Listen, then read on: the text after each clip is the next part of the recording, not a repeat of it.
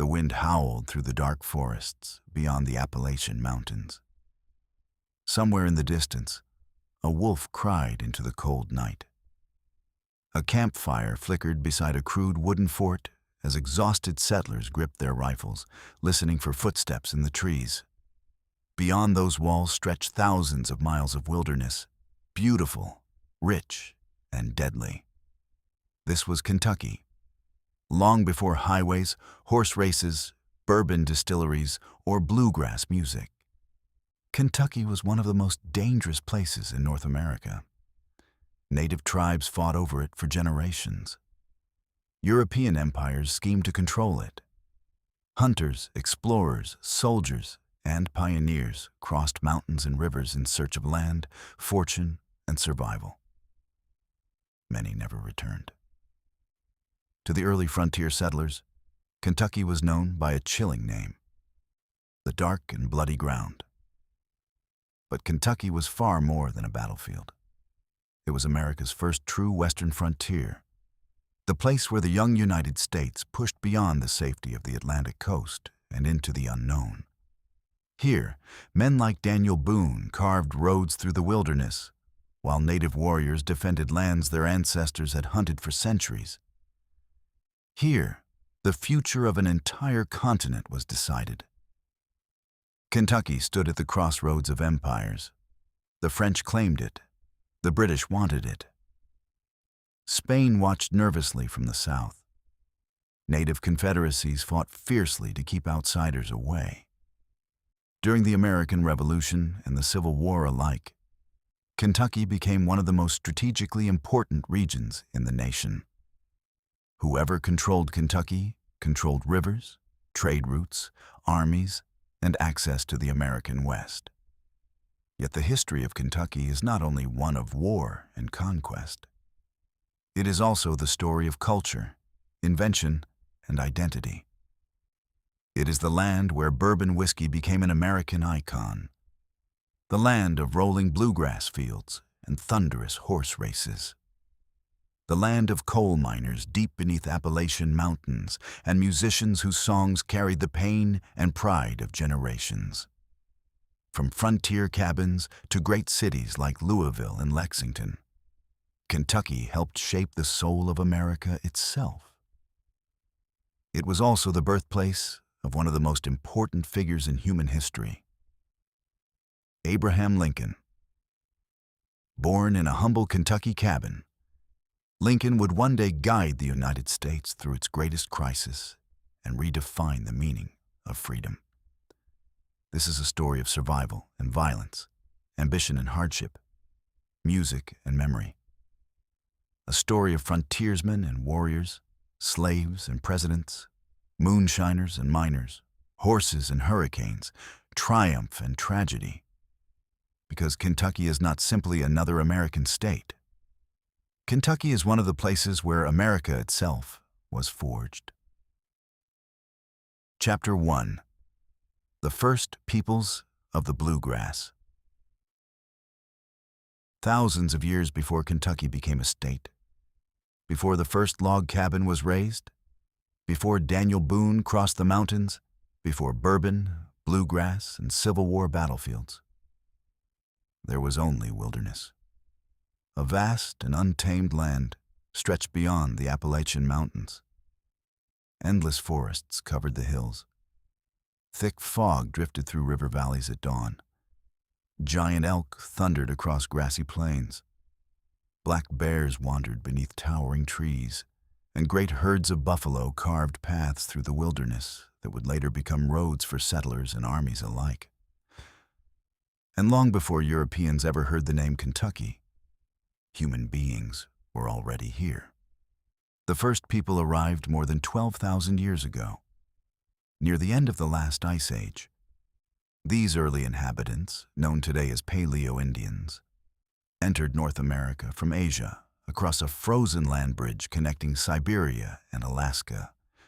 Generation after generation, they moved farther south and east, following animals across an enormous continent untouched by cities, kingdoms, or borders. Eventually, Some of them reached the rich valleys and forests of what would one day become Kentucky. These early hunters lived in a world almost impossible to imagine today. Massive Ice Age creatures still roamed parts of North America. Giant ground sloths, mastodons, and ancient bison wandered through the wilderness.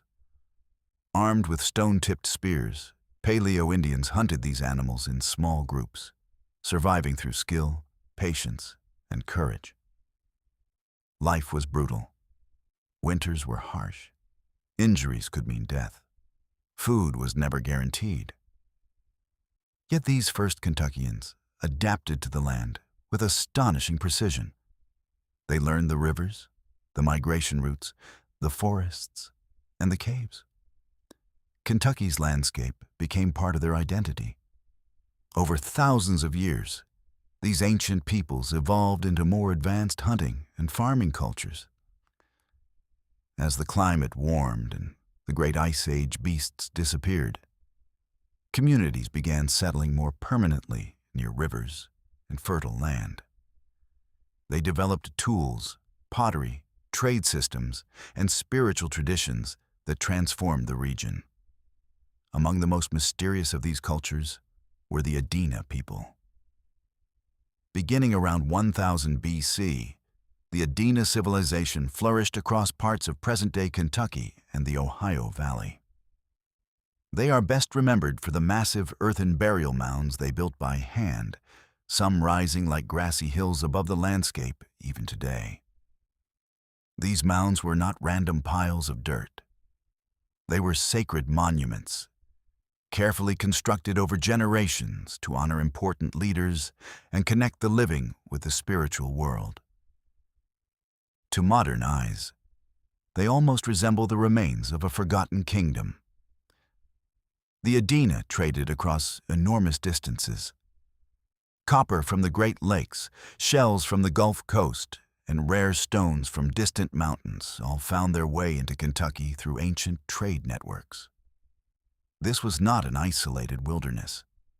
It was part of a vast and interconnected native world. Centuries later, the Hopewell culture expanded these traditions even further.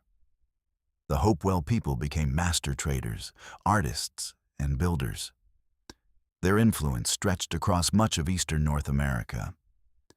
Kentucky sat near the center of this ancient trade network, connected by rivers that functioned like highways through the wilderness. Then came another transformation. By around 1000 AD, powerful Mississippian civilizations rose across the southeastern United States. These societies built large towns, developed organized agriculture, and created complex political systems. Corn farming allowed populations to grow rapidly. Wooden palisades surrounded settlements. Ceremonial centers rose beside rivers. Near present-day western Kentucky, Mississippian communities became part of a larger native world tied to great cities like Cahokia near modern-day Illinois, one of the largest urban centers in North America before European arrival. But the Kentucky wilderness remained different from many neighboring regions. Unlike the densely populated lands farther south, large parts of Kentucky often remained sparsely settled. One reason was geography. Another was conflict. Kentucky's rivers, forests, and rich hunting grounds made it valuable to many tribes at once. Buffalo herds passed through the region in great numbers, attracting hunters from every direction. Over time, Kentucky became contested ground, a place claimed, hunted, and fought over by multiple native nations. Among the tribes connected to Kentucky were the Cherokee, Shawnee, Chickasaw, and others. Each had its own culture, alliances, enemies, and relationship with the land.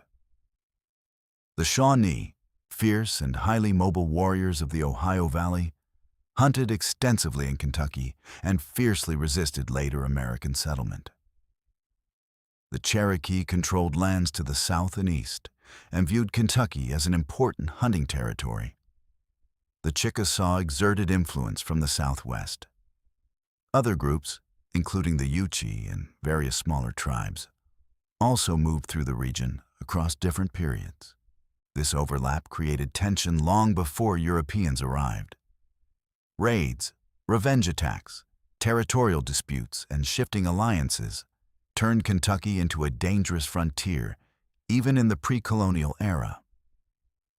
Some historians believe few large permanent settlements existed in central Kentucky during certain periods, precisely because the region functioned as a contested hunting ground rather than a secure homeland.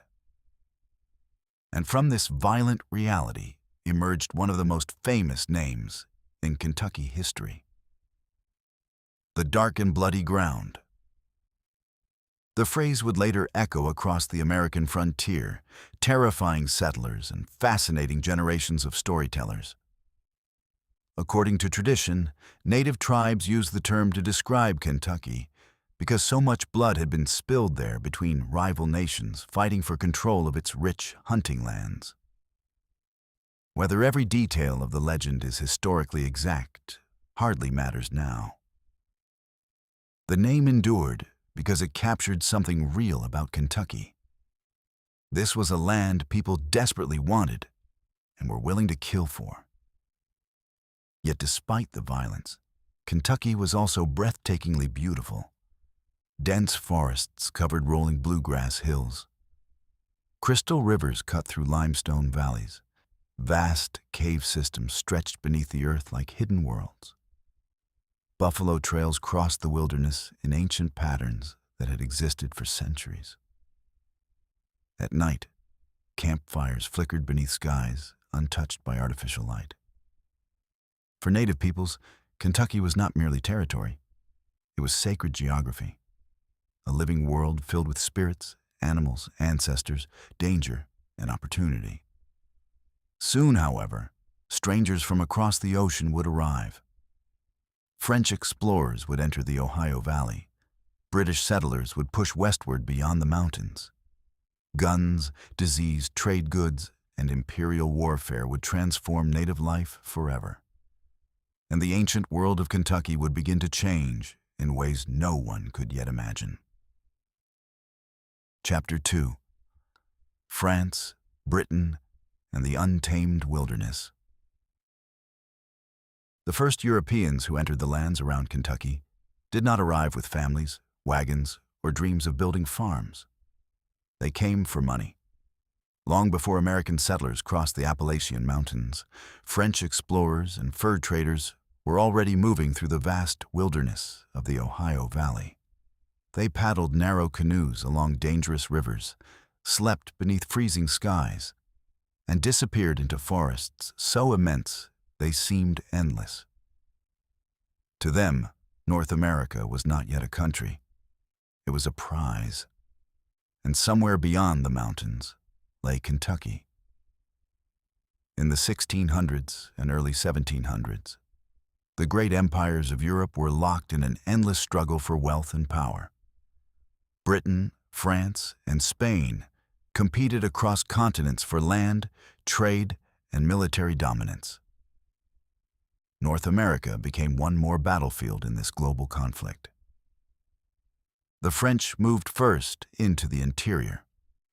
From Canada, French explorers traveled south through the Great Lakes and into the Mississippi River system. Men like René Robert Cavelier de la Salle claimed enormous territories for France, naming the region Louisiana after King Louis XIV.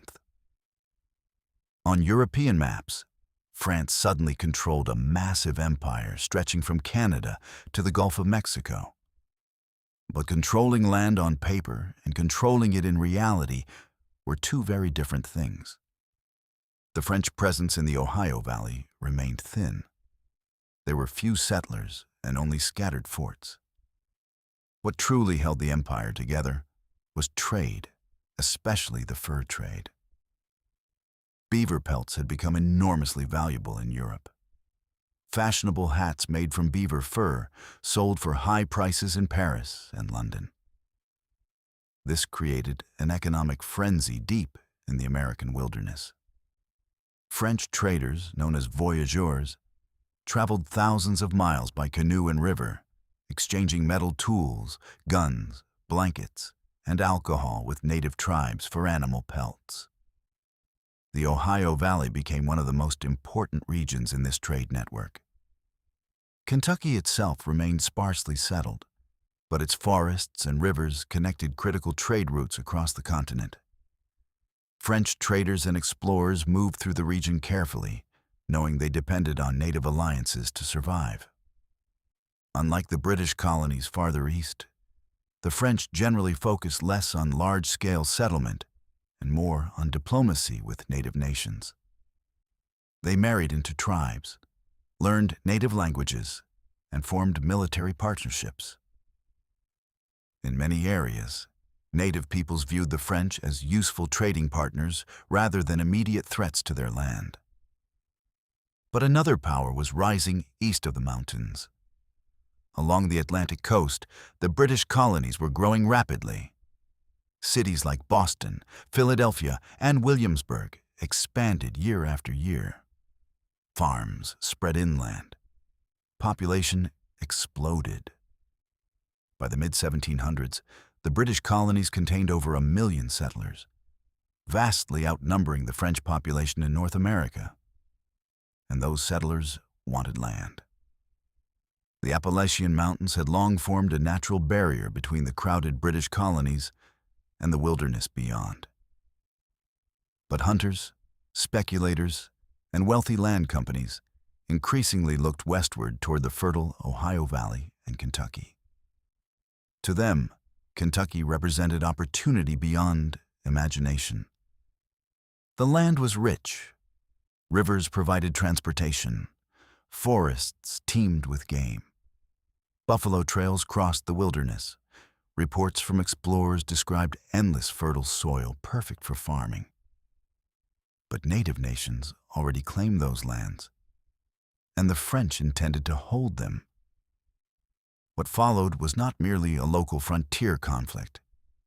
It was part of a global struggle between empires, one that would eventually engulf Europe, Africa, India, the Caribbean, and North America in war.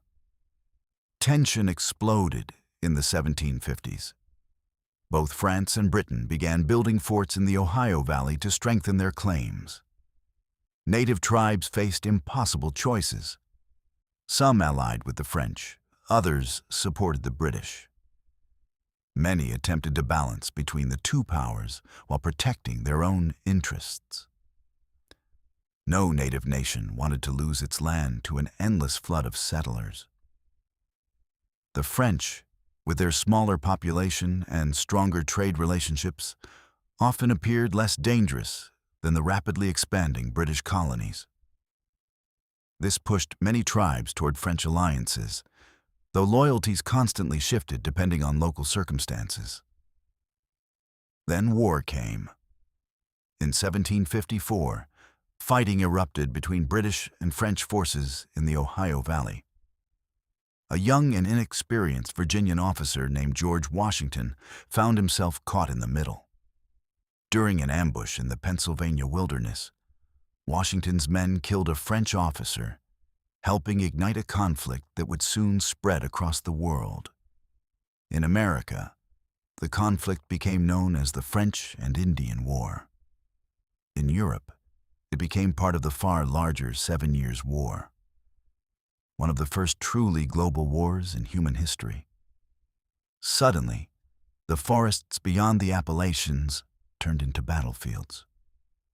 French soldiers, British redcoats, colonial militias, and native warriors fought brutal campaigns across the wilderness.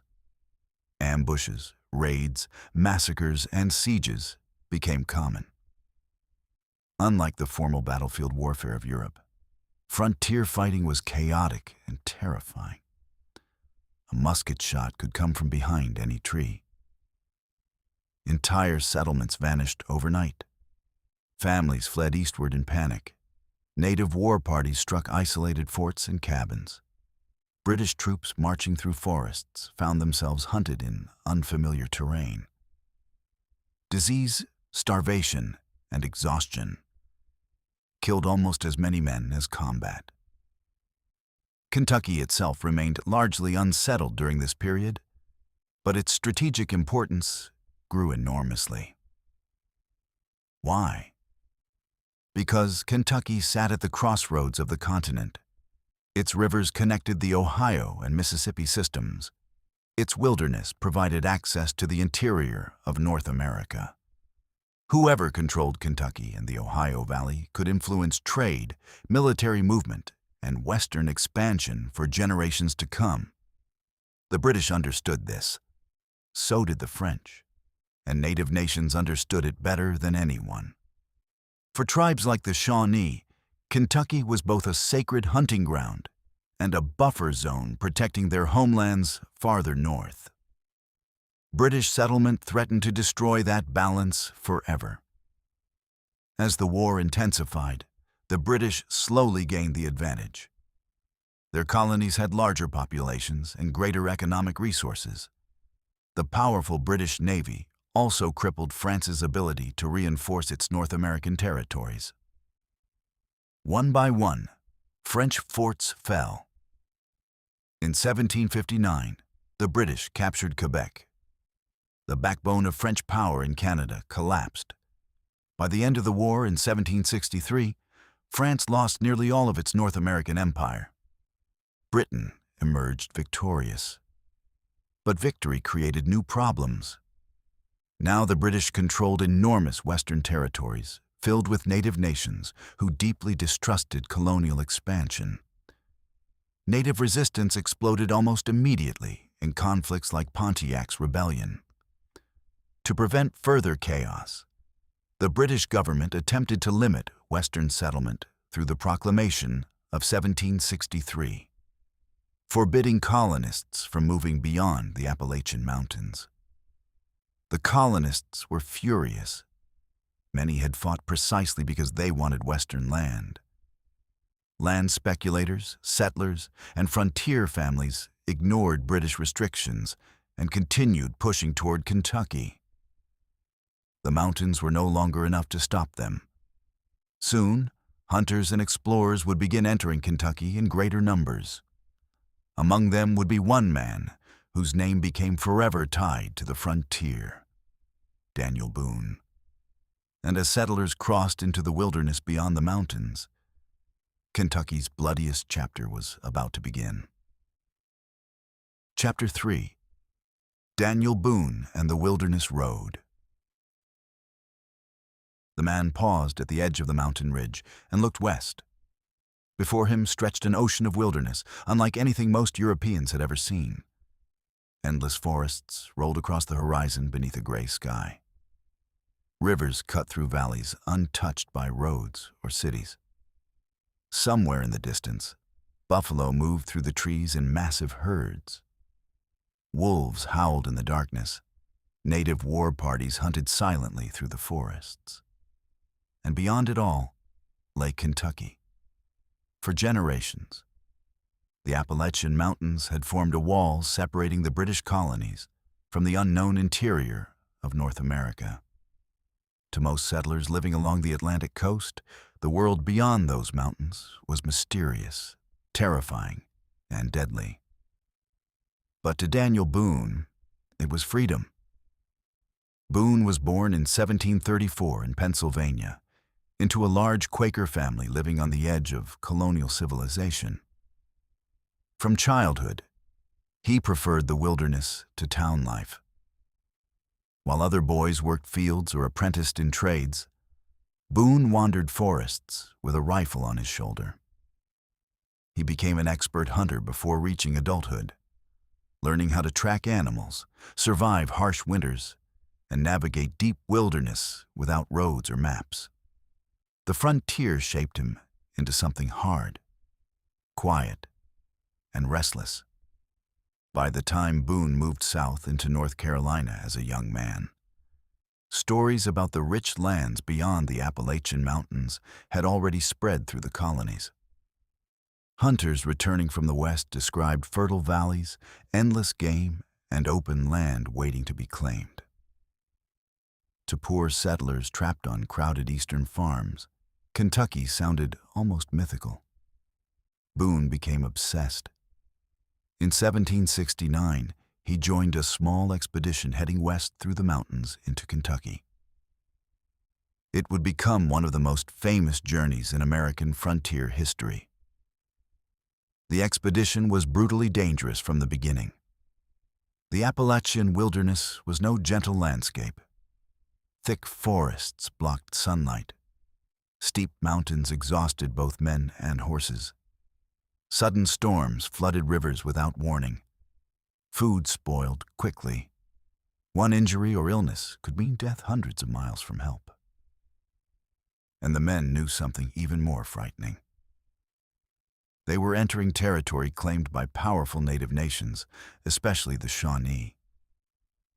For native tribes, Kentucky was not empty wilderness waiting for settlers. It was sacred hunting ground.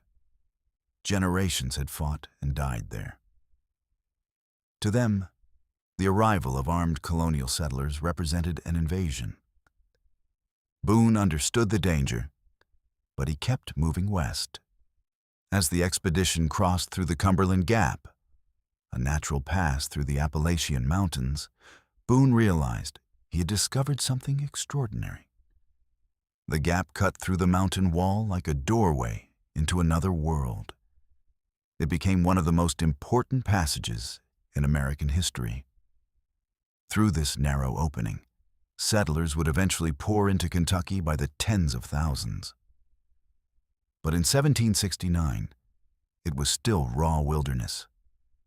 Boone's party entered a land almost unimaginably rich with wildlife. Buffalo trails crossed the forests in giant networks. Elk roamed valleys in huge numbers. Deer seemed endless. Rivers teemed with fish. To frontier hunters, Kentucky looked like paradise. But paradise quickly turned into nightmare. Only months after entering Kentucky, Boone's camp was attacked. Shawnee warriors captured Boone and another man while they hunted. The warriors warned them to leave Kentucky immediately and never return. The message was clear. Settlers were not welcome. Boone survived and eventually escaped, but the danger never disappeared. Over the following years, frontier parties faced constant attacks, theft, ambushes, and killings. Small groups traveling alone often vanished forever into the wilderness. Still, Boone refused to give up on Kentucky. His determination bordered on obsession. In 1775, Boone was hired by the Transylvania Company, a land speculation company hoping to establish a colony in Kentucky. Boone's mission was to carve a path through the wilderness wide enough for settlers to travel west. That path became the Wilderness Road. The work was miserable and terrifying. Boone and his axemen hacked through forests, crossed rivers, and cut trails across mountains while constantly fearing attack. Native warriors shadowed the expedition through the woods. Then the violence exploded. Near present-day Kentucky, Shawnee warriors attacked Boone's road-building party. Several men were killed in brutal fighting. Others fled in panic. Yet Boone continued forward, determined to finish the road. The Wilderness Road would change America forever. Over the next decades, more than 200,000 settlers traveled through the Cumberland Gap into Kentucky and beyond. Families packed their belongings into wagons and followed Boone's path westward. Entire communities crossed the mountains, searching for land and opportunity. But the frontier they entered was savage. The early settlements in Kentucky were not peaceful farming villages. They were armed outposts surrounded by danger. Settlers built forts for survival. Places like Boonesboro were enclosed by wooden walls called palisades. Cabins stood tightly packed together inside the defenses. Riflemen guarded gates day and night. Women melted bullets and carried water during attacks. Children learned early to fear the sound of gunfire from the woods. Outside the forts, death could come at any moment. Farmers working fields were ambushed. Travelers disappeared along forest trails. Isolated cabins were raided without warning. Scalping, practiced by both native warriors and some colonial forces, became a horrifying reality of frontier warfare. The violence scarred everyone involved. For native nations, the flood of settlers crossing the wilderness road threatened the destruction of their hunting grounds, culture, and independence. For settlers, every journey into the woods felt like entering enemy territory. Kentucky became a war zone. Even Boone himself suffered devastating tragedy. In 1778, during the Revolutionary War, Shawnee warriors captured Boonesboro after a long siege attempt. Boone was captured for a time and adopted into a Shawnee family before escaping back to warn the settlement of another planned attack. Then came an even more personal horror. Boone's son James was captured, tortured, and killed by native warriors during an earlier frontier expedition. The brutal death haunted Boone for the rest of his life and reflected the merciless nature of frontier conflict. Yet despite the bloodshed, settlers kept coming. The dream of Western land proved stronger than fear. Kentucky represented something larger than survival. To many colonists, it symbolized freedom, opportunity, and a future beyond the crowded eastern colonies. Owning land meant independence. It meant power. It meant starting over. And the Wilderness Road became the artery feeding America's western expansion. The deeper settlers pushed into Kentucky, the more the frontier exploded into chaos. Native resistance intensified. Settlements spread, militias formed, forts multiplied. Violence became woven into daily life. The dark and bloody ground had entered a new era. And at the center of it all stood Daniel Boone, hunter, explorer, fighter, and living symbol of the American frontier. To later generations, Boone became a legend larger than life. Stories portrayed him as a fearless wilderness hero conquering untamed lands. But the real Boone lived a far harsher reality: exhaustion, hunger, death, fear, endless conflict, and the constant uncertainty of frontier survival.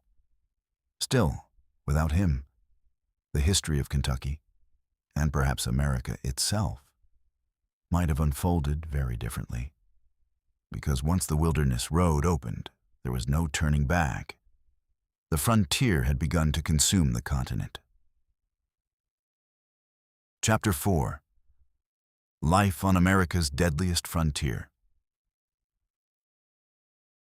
Imagine waking up in complete darkness to the sound of dogs barking outside your cabin. Then comes the gunshot. Your father grabs his rifle. Your mother pulls the children from their beds. Everyone knows the rules. Stay low, stay quiet, and pray the attackers do not set the cabin on fire. Outside, somewhere in the Kentucky wilderness, men are screaming. This was frontier life, not the romantic version later celebrated in American myths. Not the clean Hollywood image of brave pioneers peacefully building cabins beneath beautiful sunsets. The real Kentucky frontier was cold, bloody, lonely, exhausting, and constantly dangerous. For the families who crossed the Wilderness Road in the late 1700s, survival itself became a daily battle. Most settlers arrived in Kentucky with almost nothing: a rifle, an axe, a few cooking tools, blankets, maybe a horse if they were fortunate. Entire families traveled for weeks or months through mud, rain, mountains, and disease. Many never reached their destination alive. And when they finally arrived, the real struggle began. The first task was building shelter before winter arrived. Frontier cabins were crude structures made from logs cut by hand. There were no hardware stores, no power tools, no glass windows for many early settlers. cabins often had dirt floors, tiny openings for light, and smoke-filled interiors from constantly burning fireplaces. A single room might house an entire family. Parents, children, tools, food supplies, and sometimes animals all shared the same cramped space. Fleas, lice, and rats were common. In winter, freezing wind slipped through gaps in the logs. In summer, insects swarmed endlessly. Privacy did not exist. Neither did comfort. Every day demanded hard labor simply to stay alive. Men cleared forests, tree by tree, using axes. Farming was brutally difficult because Kentucky's wilderness fought against settlement at every step. Thick roots covered the ground, stumps filled fields, floods destroyed crops, droughts killed harvests. One failed season could mean starvation. Hunting became essential for survival.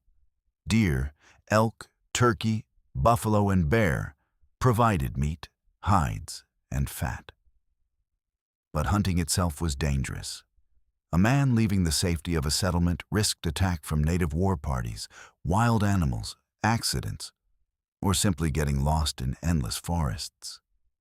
And Kentucky's wilderness was vast enough to swallow people forever. Travelers often described the frontier woods as eerily silent. Dense trees blocked sunlight. Fog drifted through valleys at dawn. At night, the sounds became terrifying. Wolves howling, branches snapping, distant gunfire, screaming animals, and sometimes something worse. War cries. Because violence was everywhere. The Kentucky frontier existed in a state of near constant warfare during much of the late 1700s. Native tribes such as the Shawnee resisted the flood of settlers invading their hunting grounds. Frontier militias launched raids in return. Revenge killings escalated violence year after year. Settlers lived with permanent fear. Most cabins stood isolated miles apart from one another. If attackers appeared suddenly, help might never arrive in time. Many families slept with loaded rifles beside the bed. Children learned early how to reload muskets, carry water during attacks, and hide when fighting erupted. Frontier forts became places of refuge. Settlements such as Boonesboro and Harrodsburg surrounded themselves with tall wooden walls called palisades. Families crowded inside during periods of heavy violence. Guards watched constantly from blockhouses. Gates remained shut at night. Even simple chores became dangerous.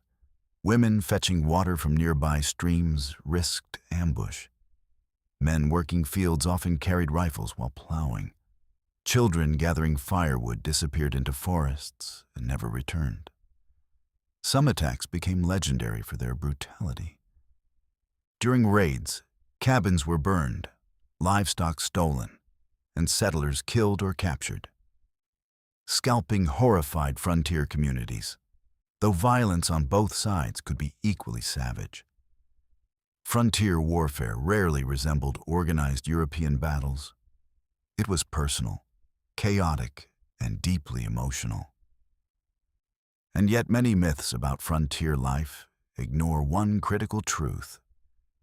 Women were just as important to survival as men. Without frontier women, the settlements would have collapsed. Women cooked, farmed, made clothing, cared for children, preserved food, treated injuries, and often defended cabins during attacks. Some became remarkably skilled with rifles. Others traveled the dangerous wilderness road while pregnant or carrying infants. Their daily lives were unbelievably exhausting. A frontier woman might wake before sunrise to grind corn by hand, haul water, milk animals, cook meals over open fire, wash clothing without soap, tend gardens, care for sick children, and still remain alert for danger outside the cabin walls. Many gave birth without doctors. Many buried children who died young. Disease spread constantly through frontier settlements. Smallpox, dysentery, malaria, cholera, and tuberculosis killed thousands. Dirty water contaminated camps. Poor nutrition weakened immune systems. A simple infection could become fatal within days. Medical care barely existed. Frontier medicine relied on homemade remedies, herbal treatments, and luck. Amputations occurred without anesthesia. Broken bones healed badly. Fever often meant death. Children suffered especially hard. Infant mortality rates were shockingly high. Some families lost half their children before adulthood. Winters became seasons of fear, especially when food supplies ran low. And Kentucky winters could be merciless. Snowstorms trapped settlers inside freezing cabins for days. Rivers froze. Hunting became difficult. Firewood shortages turned deadly. Families sometimes survived on little more than cornmeal and whatever meat they could find. Starvation haunted the frontier. One bad crop, one harsh winter, or one successful raid destroying food supplies could wipe out entire settlements. Settlers ate roots, bark, and boiled leather during desperate times. Yet, despite all this suffering, people kept coming west. Why? Because the frontier offered something powerful enough to outweigh the danger: land. For poor settlers trapped in the crowded eastern colonies, Kentucky represented opportunity they could never find elsewhere. Owning land meant independence. It meant escaping debt, landlords, and old social hierarchies. The frontier promised freedom, but the reality often shattered people. Many settlers arrived imagining rich farmland and easy success. Instead, they found isolation, violence, endless labor, and death. Some fled back east within months. Others simply disappeared into the wilderness. Even legendary frontiersmen struggled constantly. Figures like Daniel Boone later became symbols of rugged frontier heroism. But Boone himself endured enormous hardship. He lost family members, suffered hunger, survived attacks, and spent years wandering through dangerous wilderness. The frontier broke many men physically and mentally, and still it expanded. Every year, more settlers crossed through the Cumberland Gap. More forests fell beneath axes. More cabins appeared beside rivers and clearings. Native resistance intensified as settlement spread deeper into Kentucky. The dark and bloody ground lived up to its name. But amid the violence and hardship, something new was emerging. The frontier was forging a different kind of American identity. One built on survival, self-reliance, toughness, and constant movement westward. Kentucky became a proving ground where ordinary people endured extraordinary conditions. To survive, there required relentless courage. Because on America's deadliest frontier, weakness could kill you faster than a bullet. And tomorrow was never guaranteed. Chapter 5. Kentucky and the American Revolution. When most people imagine the American Revolution, they picture Boston streets covered in snow, the Declaration of Independence in Philadelphia, or George Washington crossing the Delaware River beneath icy skies. But hundreds of miles west of the Atlantic coast, another war was unfolding in the Kentucky wilderness. It was a war fought in dark forests, isolated forts, and muddy river valleys. A war of ambushes, survival, and terror. A war where entire settlements could disappear overnight. And for the people living on the Kentucky frontier, the American Revolution was not a distant political argument about taxes or parliament. It was a fight to stay alive. By the mid-1770s, Kentucky remained one of the most dangerous regions in North America. Small frontier settlements clung desperately to survival, while native war parties attacked cabins, forts, and travelers along the wilderness road. Every rifle shot echoing through the trees could signal disaster. Then the colonies rebelled against Britain. Suddenly, the Kentucky frontier became part of a global war. The British quickly recognized the strategic importance of the western frontier. From forts around the Great Lakes and Canada, British officers armed and supported native tribes resisting American settlement. For many native nations, the British seemed like the lesser threat compared to the endless wave of colonial settlers pouring westward. The logic was simple.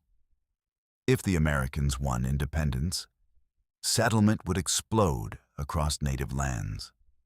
And they were right. As a result, many native warriors allied with the British during the Revolution. Raids against frontier settlements intensified dramatically. Kentucky became a nightmare of violence. Families slept inside fortified stations surrounded by wooden walls. Men rarely traveled alone. Children learned to run for cover at the sound of gunfire. Entire communities lived under constant fear of attack. One frontier settler later described Kentucky as a country where every man went armed to his work. The war in the West became brutally personal. Unlike the large organized battles fought in the East, frontier warfare relied on ambushes and raids. Native war parties moved silently through forests, striking isolated settlements before disappearing back into the wilderness. Frontier militias responded with retaliatory expeditions of their own. The cycle of violence grew increasingly savage. Yet amid this chaos emerged one of the most important and often forgotten figures of the American Revolution, George Rogers Clark. Clark was a Virginian frontiersman who understood something many Eastern leaders did not. The future of America depended on the West. If Britain maintained control of the Ohio Valley and the western frontier, the young United States might remain trapped east of the Appalachian Mountains forever. Clark intended to prevent that. In 1778, he launched one of the boldest military campaigns of the Revolution. With only a few hundred frontier fighters, Clark led an expedition deep into British-controlled territory, north of the Ohio River. The journey itself was horrifying. Clark's men marched through freezing wilderness, crossed flooded plains, and survived on near-starvation rations. Mud swallowed their legs. Ice formed on their clothing. Some men marched barefoot through freezing water. But Clark pushed forward relentlessly. His target was a series of British forts controlling the Illinois country, a massive region stretching across the western frontier. These forts served as supply bases for British Allied native attacks against Kentucky settlements. If Clark could capture them, he could cripple British influence in the West. Against extraordinary odds, he succeeded. Clark captured the towns of Kaskaskia and Cahokia with minimal bloodshed, shocking British authorities. But his greatest triumph came in 1779, during the capture of Fort Sackville at Vincennes. The march to Vincennes became legendary. Clark's men crossed flooded wilderness for weeks in freezing winter conditions. Water often reached chest height. Supplies ran dangerously low. Hunger and disease threatened the expedition constantly. Yet somehow, the frontier army survived. When Clark finally arrived outside Vincennes, the exhausted Americans surrounded the fort and forced the British commander to surrender. The victory transformed the war in the West. Suddenly, Britain's hold over the Ohio Valley weakened dramatically. Clark's campaign gave the United States a powerful claim to the Northwest Territory during future peace negotiations. Without these Western victories, the map of America might look very different today. But while Clark fought north of the Ohio River, Kentucky itself remained under siege. British Allied native attacks intensified across the frontier. Shawnee, Cherokee, and other warriors raided settlements throughout Kentucky. Some attacks targeted isolated cabins. Others struck entire stations. One of the most famous incidents occurred in 1778 during the siege of Boonesboro, where Daniel Boone and other settlers defended the fort against Shawnee forces. The defenders survived only through desperate resistance. Frontier warfare demanded constant vigilance. Settlers built blockhouses, organized militias, and maintained armed patrols through the forests. Even church gatherings required armed guards. Women played critical roles during these attacks. While men fired rifles from fort walls, women melted lead into bullets, carried water, treated wounded fighters, and sometimes fought directly. Frontier survival depended on every member of the community. Children grew up surrounded by violence. Many witnessed raids, killings, or the burning of homes before reaching adulthood. Entire generations on the Kentucky frontier were shaped by fear and hardship. And yet, despite the terror, settlers continued arriving through the Cumberland Gap. Why? Because the Revolution was also about land. The western frontier represented the future. Farmers, land speculators, and political leaders all understood that control of Kentucky and the Ohio Valley would determine whether the United States became a continental power or remained a small coastal republic. Other nations understood this too. Spain entered the war against Britain in 1779, attacking British positions along the Mississippi River and Gulf Coast. Though Spain was not formally allied with the United States in the same way as France, Spanish campaigns weakened British control across North America. Meanwhile, France provided critical military and financial support to the American cause. French weapons, soldiers, ships, and money helped keep the Revolution alive. The American Revolution was no longer simply a colonial rebellion. It had become a global war involving empires across Europe, the Caribbean, Africa, and North America. And Kentucky stood near the center of the Western struggle. When the war finally ended in 1783, Britain recognized American independence through the Treaty of Paris. More importantly for Kentucky, Britain also ceded enormous Western territories to the United States. The land beyond the mountains now officially belonged to the new nation. For frontier settlers, this victory seemed like the beginning of a new era. But native nations had not agreed to surrender their lands.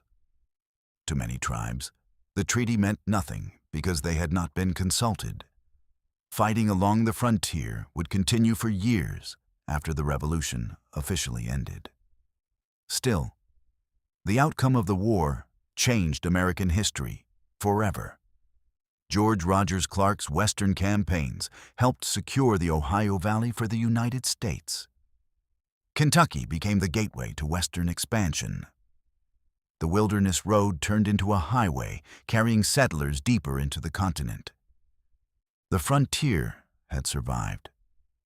And from the forests and forts of Kentucky emerged a powerful idea that would shape America for generations. That the nation's destiny lay not eastward toward Europe, but westward into the wilderness. Chapter 6. The Birth of Kentucky. The frontier was changing. Where dense wilderness had once stretched for hundreds of miles, smoke now rose from cabin chimneys. Forests echoed with axes instead of war cries. Settlements grew beside rivers and buffalo trails. More wagons crossed the Cumberland Gap every year, bringing families deeper into Kentucky. But beneath the growth and opportunity lay chaos. Kentucky in the late 1700s was still a dangerous land, violent, unstable, and barely governed. The frontier remained filled with land disputes, outlaw gangs, native raids, corrupt speculators, and isolated settlements struggling to survive. And yet, amid all this disorder, something remarkable was happening. Kentucky was becoming a state. At the time, Kentucky was technically part of Virginia. On paper, officials in faraway Virginia controlled the territory. In reality, however, Kentucky often felt abandoned. The Appalachian Mountains created enormous problems. Messages traveled slowly. Courts were distant. Supplies were unreliable. Frontier settlers facing attacks or legal disputes could wait months for assistance from Eastern authorities. Many Kentuckians began asking an important question. Why should people living beyond the mountains continue being ruled by politicians hundreds of miles away? The frustration grew rapidly after the American Revolution. Thousands of settlers poured into Kentucky seeking land and opportunity. New towns appeared almost overnight. Lexington, Louisville, and other settlements expanded quickly. But growth created new problems. Land ownership became a nightmare. On the frontier, property lines were often vague or completely unreliable. Surveyors made mistakes constantly. Different settlers sometimes claimed the exact same land using overlapping grants issued by Virginia authorities. The result was chaos. Men arrived after months of dangerous travel, only to discover another family already living on the land they believed they owned. Arguments escalated into threats, fist fights, shootings, and lawsuits. And in many cases, wealthy speculators profited from the confusion. Land speculation became one of the great obsessions of early Kentucky. Investors from the East purchased enormous tracts of frontier land, hoping to sell them later for huge profits as settlement expanded westward. Some fortunes were made almost instantly. Others lost everything. Fraud spread everywhere. Fake deeds circulated through settlements. Corrupt officials manipulated surveys. Unscrupulous speculators sold land they did not legally own. In some regions, multiple families claimed the same farm at the same time. Violence often settled disputes faster than courts. Kentucky's frontier reputation attracted gamblers, fugitives, drifters, and criminals looking to disappear beyond the mountains. Law enforcement remained weak. Sheriffs lacked manpower. Judges struggled to impose authority over scattered settlements separated by forests and rivers. In many places, frontier justice ruled. Horse thieves were sometimes whipped publicly. Suspected criminals disappeared mysteriously. Tavern brawls ended in knife fights and gunfire. Gambling, drinking, and debt fueled constant tension across the settlements. And still, settlers kept coming. Because despite the danger and lawlessness, Kentucky offered possibilities unavailable elsewhere in America. Land ownership represented freedom. For poor farmers trapped in debt or overcrowded eastern states, Kentucky felt like a second chance. Fertile soil and abundant natural resources attracted migrants from across the young United States and Europe alike. Entire wagon trains crossed the Wilderness Road every season. The population exploded. By the late 1780s, Kentucky's leaders increasingly believed the region had outgrown Virginia's control. Political meetings began discussing separation and eventual statehood.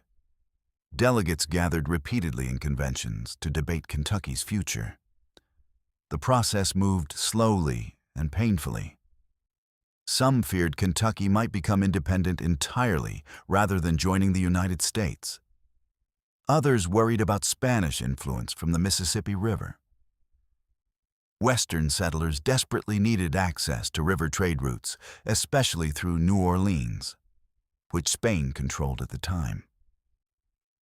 Economic survival depended on Western trade. Without reliable access to the Mississippi River, Kentucky farmers struggled to sell crops and goods. Frustration toward Eastern politicians grew stronger as many frontiersmen felt their interests were ignored. The young United States itself remained fragile after the Revolution. The federal government was weak under the Articles of Confederation. Rebellions and political instability threatened the country's future. In that uncertainty, Kentucky occupied a unique position. It stood at the edge of civilization, balancing between wilderness and statehood, violence and order, east and west. Finally, after years of negotiations and political struggle, Virginia agreed to allow Kentucky separation. On June 1st, 1792, Kentucky officially became the 15th state in the Union and the first state west of the Appalachian Mountains. It was a historic moment. The frontier had produced something extraordinary, a new American state born directly from the wilderness. Celebrations erupted across Kentucky settlements. Guns fired into the air, taverns filled with drinking and speeches. Frontier leaders praised the future of the young state. But beneath the optimism, many old problems remained unsolved. Native conflict continued along the frontier. Raids and warfare still erupted in some regions. Frontier militias remained essential for defense. Entire areas of Kentucky were still deeply dangerous. At the same time, political divisions emerged quickly. Wealthy landowners and speculators often dominated early Kentucky politics. Poor farmers frequently distrusted Eastern elites and lawyers. Tensions between frontier democracy and elite power shaped the state from the beginning. Slavery also expanded rapidly. Though Kentucky was less dependent on plantation agriculture than parts of the Deep South, enslaved African Americans became increasingly important to the state's economy. Tobacco farming and wealthy landowners fueled the growth of slavery, embedding another contradiction into Kentucky's identity. A state born from ideals of liberty now contained human bondage within its borders. Meanwhile, settlement continued pushing deeper westward.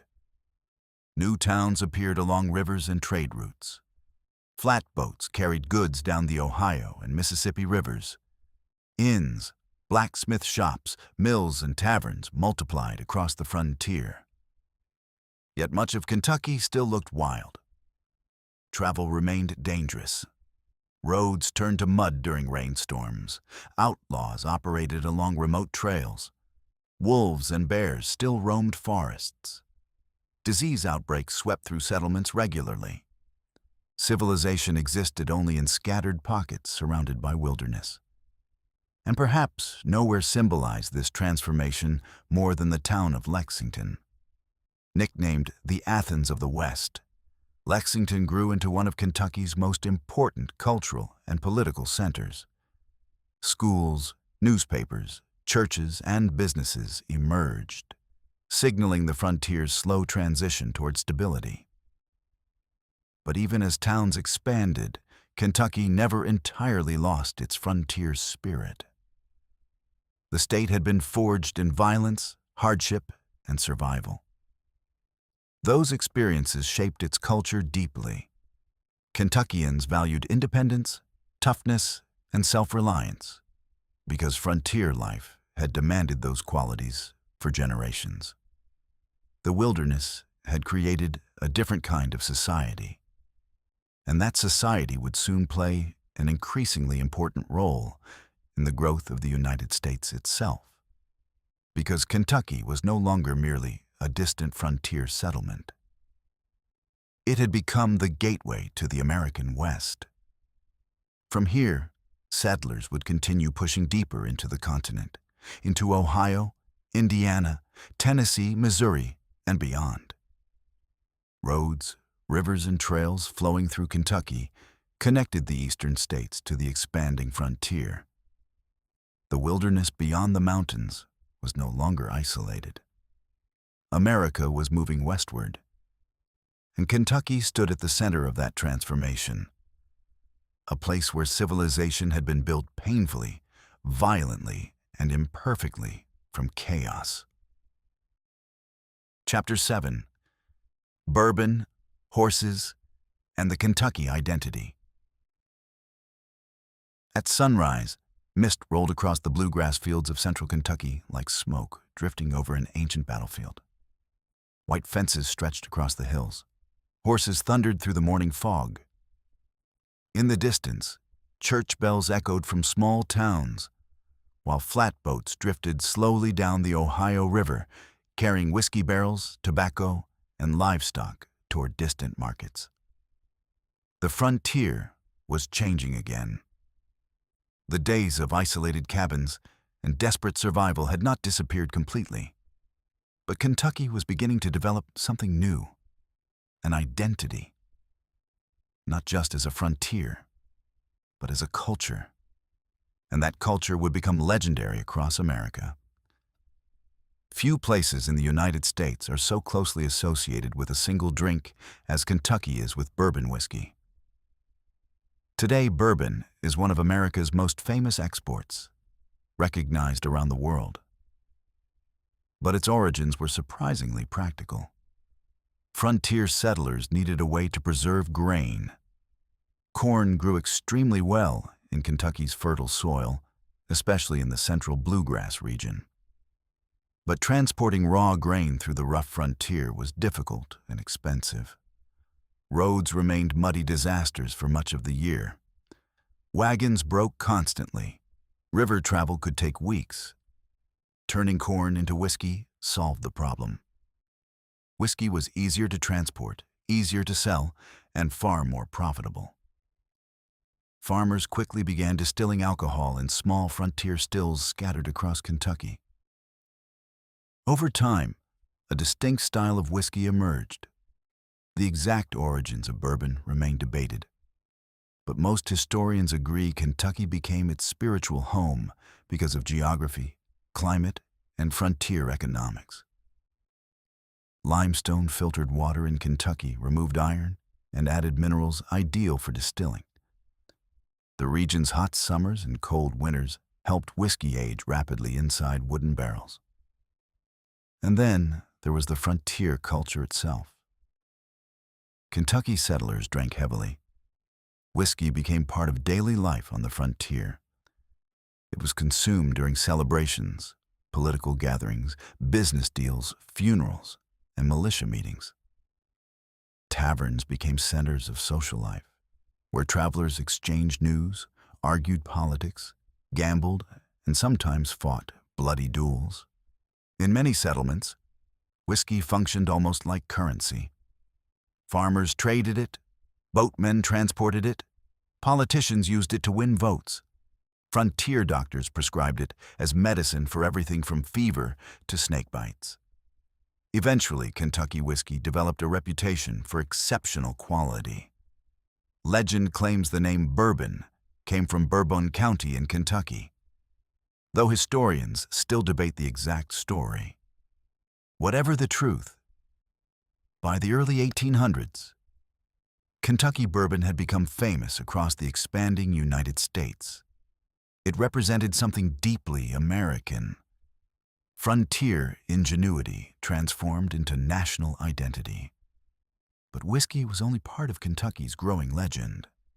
The horse changed everything. Kentucky's rolling bluegrass pastures proved nearly perfect for raising horses. The region's rich limestone soil produced nutritious grasses containing calcium and minerals that strengthened bone development in animals. Settlers noticed quickly. Horse breeding exploded across central Kentucky as wealthy landowners imported bloodlines from Europe and the eastern states. By the early 19th century, Kentucky horses had gained national fame for speed, endurance, and beauty. And with horses came racing. Horse racing arrived in Kentucky surprisingly early. Frontier settlements often organized informal races long before proper tracks existed. Crowds gathered to gamble, drink, and celebrate, while horses thundered across open fields. The races became spectacles. Men wagered fortunes. Rivalries between breeders intensified. Wealthy plantation owners competed to produce faster and more elegant horses. Over time, Kentucky became one of the great horse capitals of the world. Eventually, this culture gave birth to events like the Kentucky Derby, though that famous race would not begin until much later in the 19th century. Still, the foundations of Kentucky's horse culture were already firmly established. The image of elegant thoroughbreds galloping through bluegrass fields became central to Kentucky mythology, and the land itself helped create that mythology. The bluegrass region of central Kentucky gained its name from the bluish-green hue of its fertile grasslands. To settlers arriving from harsher frontier regions, the landscape almost seemed unreal. Rolling hills stretched beneath open skies. Rich soil produced abundant crops. Springs flowed through limestone valleys. Large farms and estates began replacing isolated frontier cabins. Compared to the violence of earlier decades, parts of Kentucky started to appear civilized, even refined. But the frontier spirit never disappeared completely. Kentucky developed a unique identity because it stood between worlds, part southern, part western frontier. The state shared cultural connections with Virginia and the South through slavery, tobacco farming, and plantation traditions. Wealthy families built elegant homes, hosted lavish gatherings, and embraced Southern notions of honor and social hierarchy.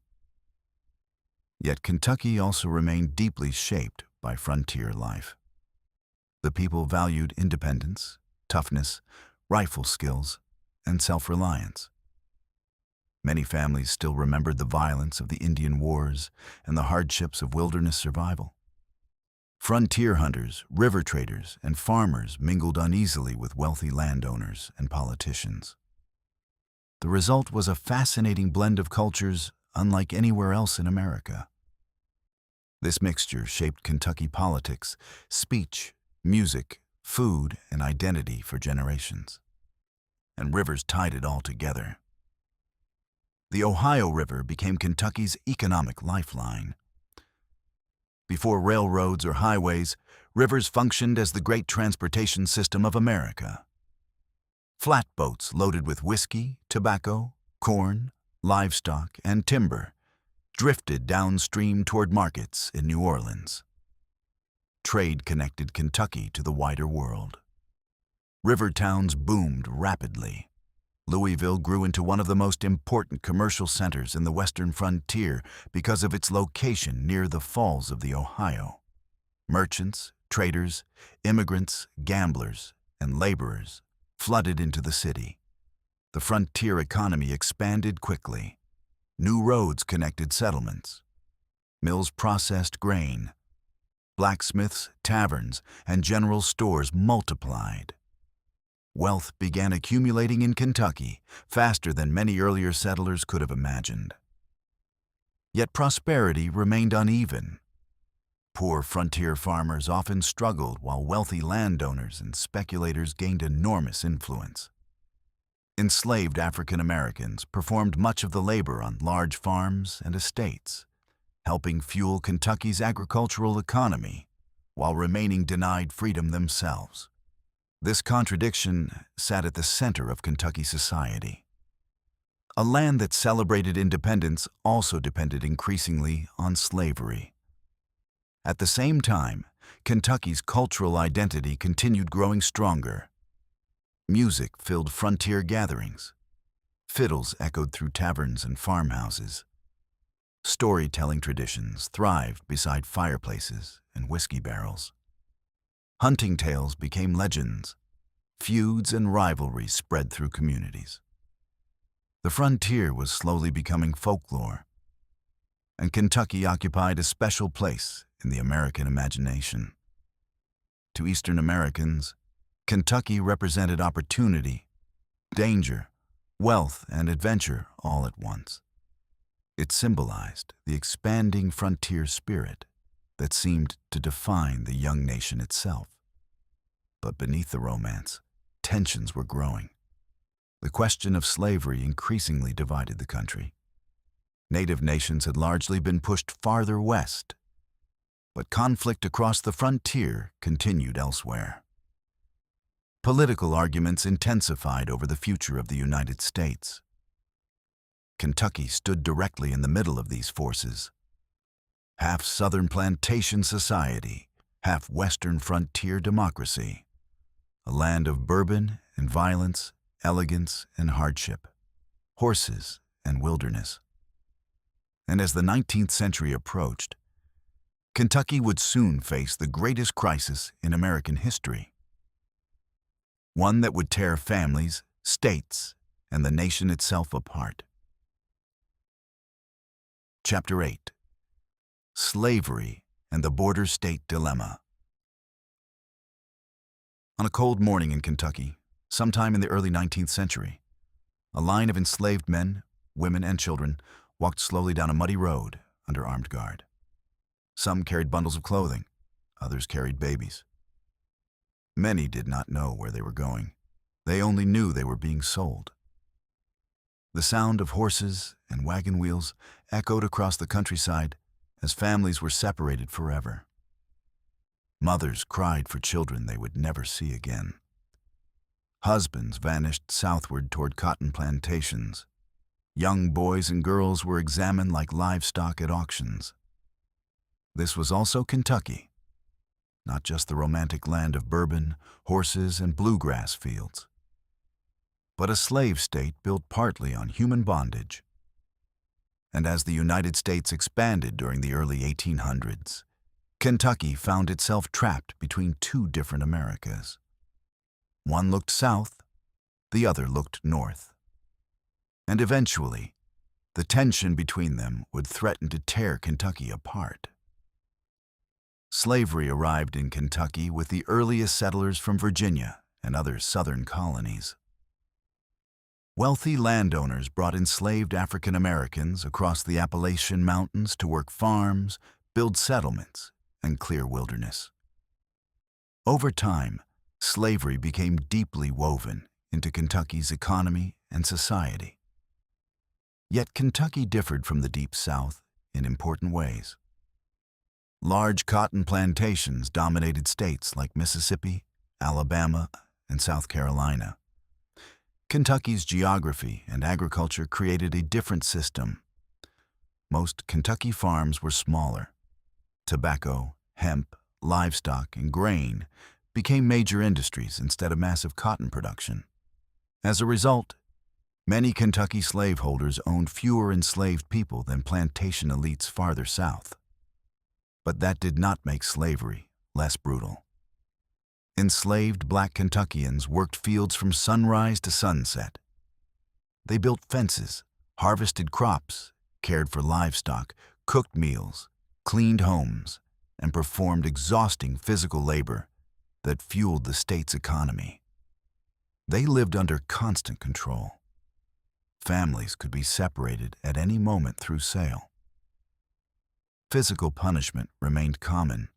Education for enslaved people was often forbidden. Freedom of movement barely existed. And perhaps worst of all, Kentucky became heavily involved in the domestic slave trade.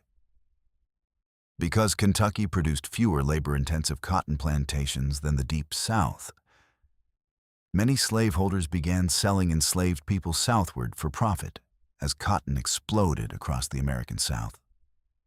Thousands of enslaved Kentuckians were forcibly separated from their homes and transported to states farther south.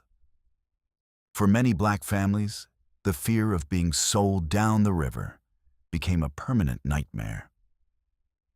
Yet despite oppression, resistance never disappeared.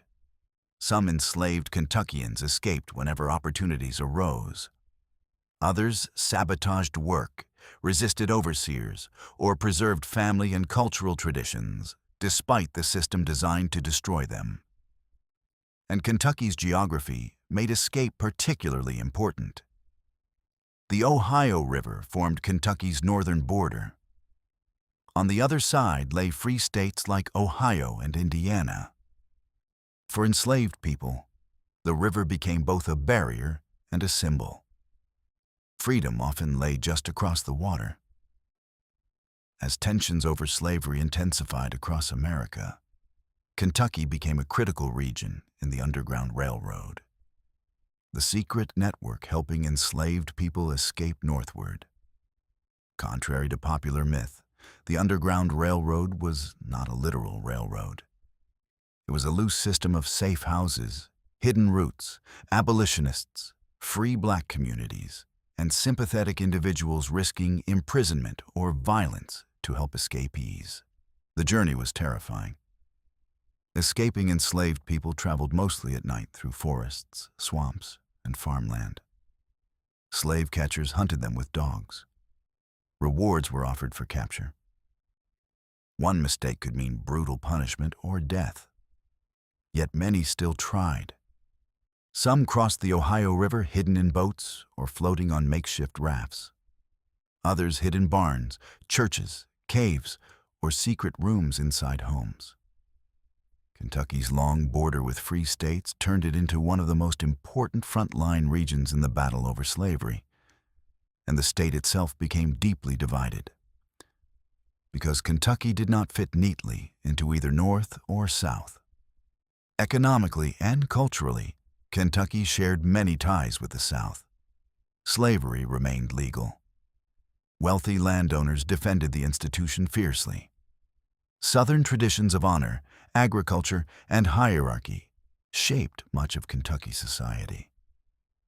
But Kentucky also maintained strong connections to the North and West. Many small farmers owned no enslaved people at all. River trade connected Kentucky to northern markets. Some Kentuckians opposed slavery morally, economically, or politically. This created a dangerous identity crisis. Families argued bitterly about slavery around dinner tables and courthouse steps. Newspapers attacked political opponents with increasing fury. Churches split apart over the issue.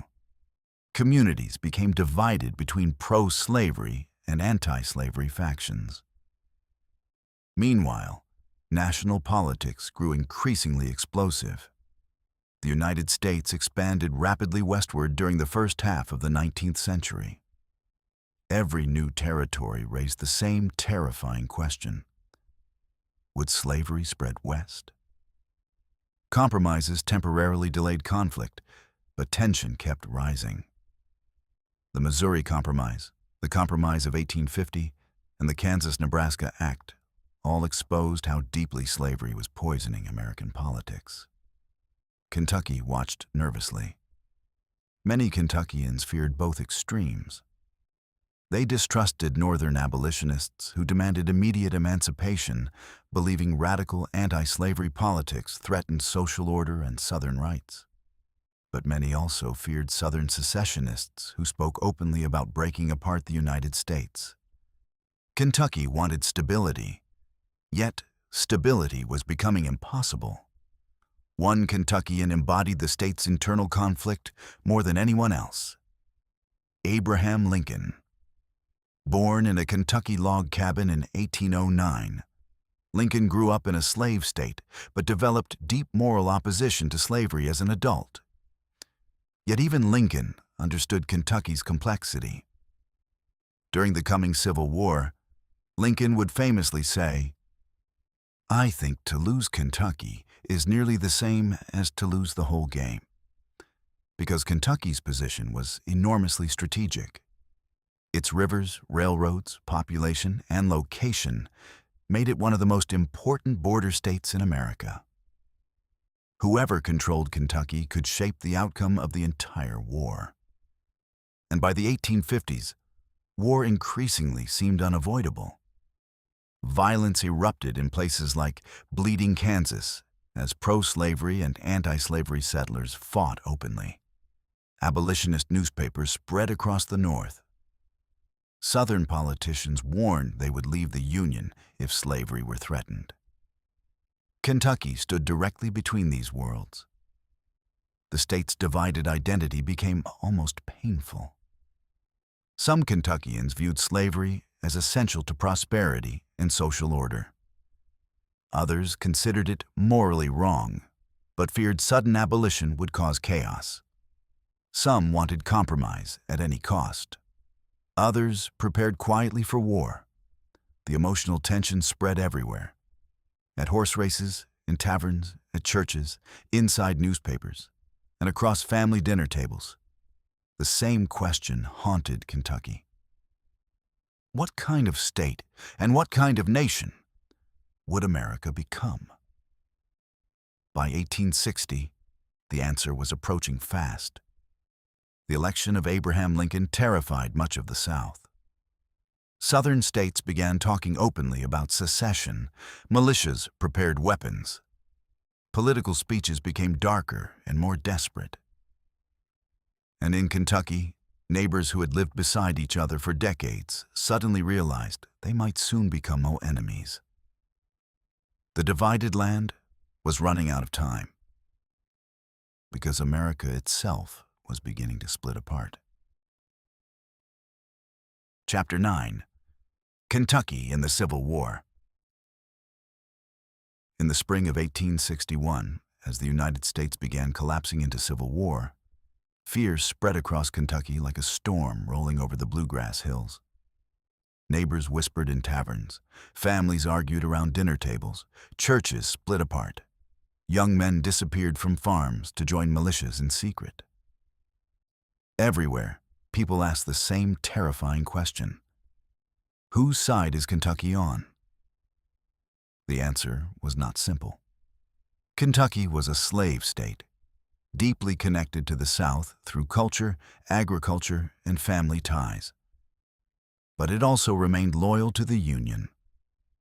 Many Kentuckians saw themselves as Americans first and feared the destruction secession would bring.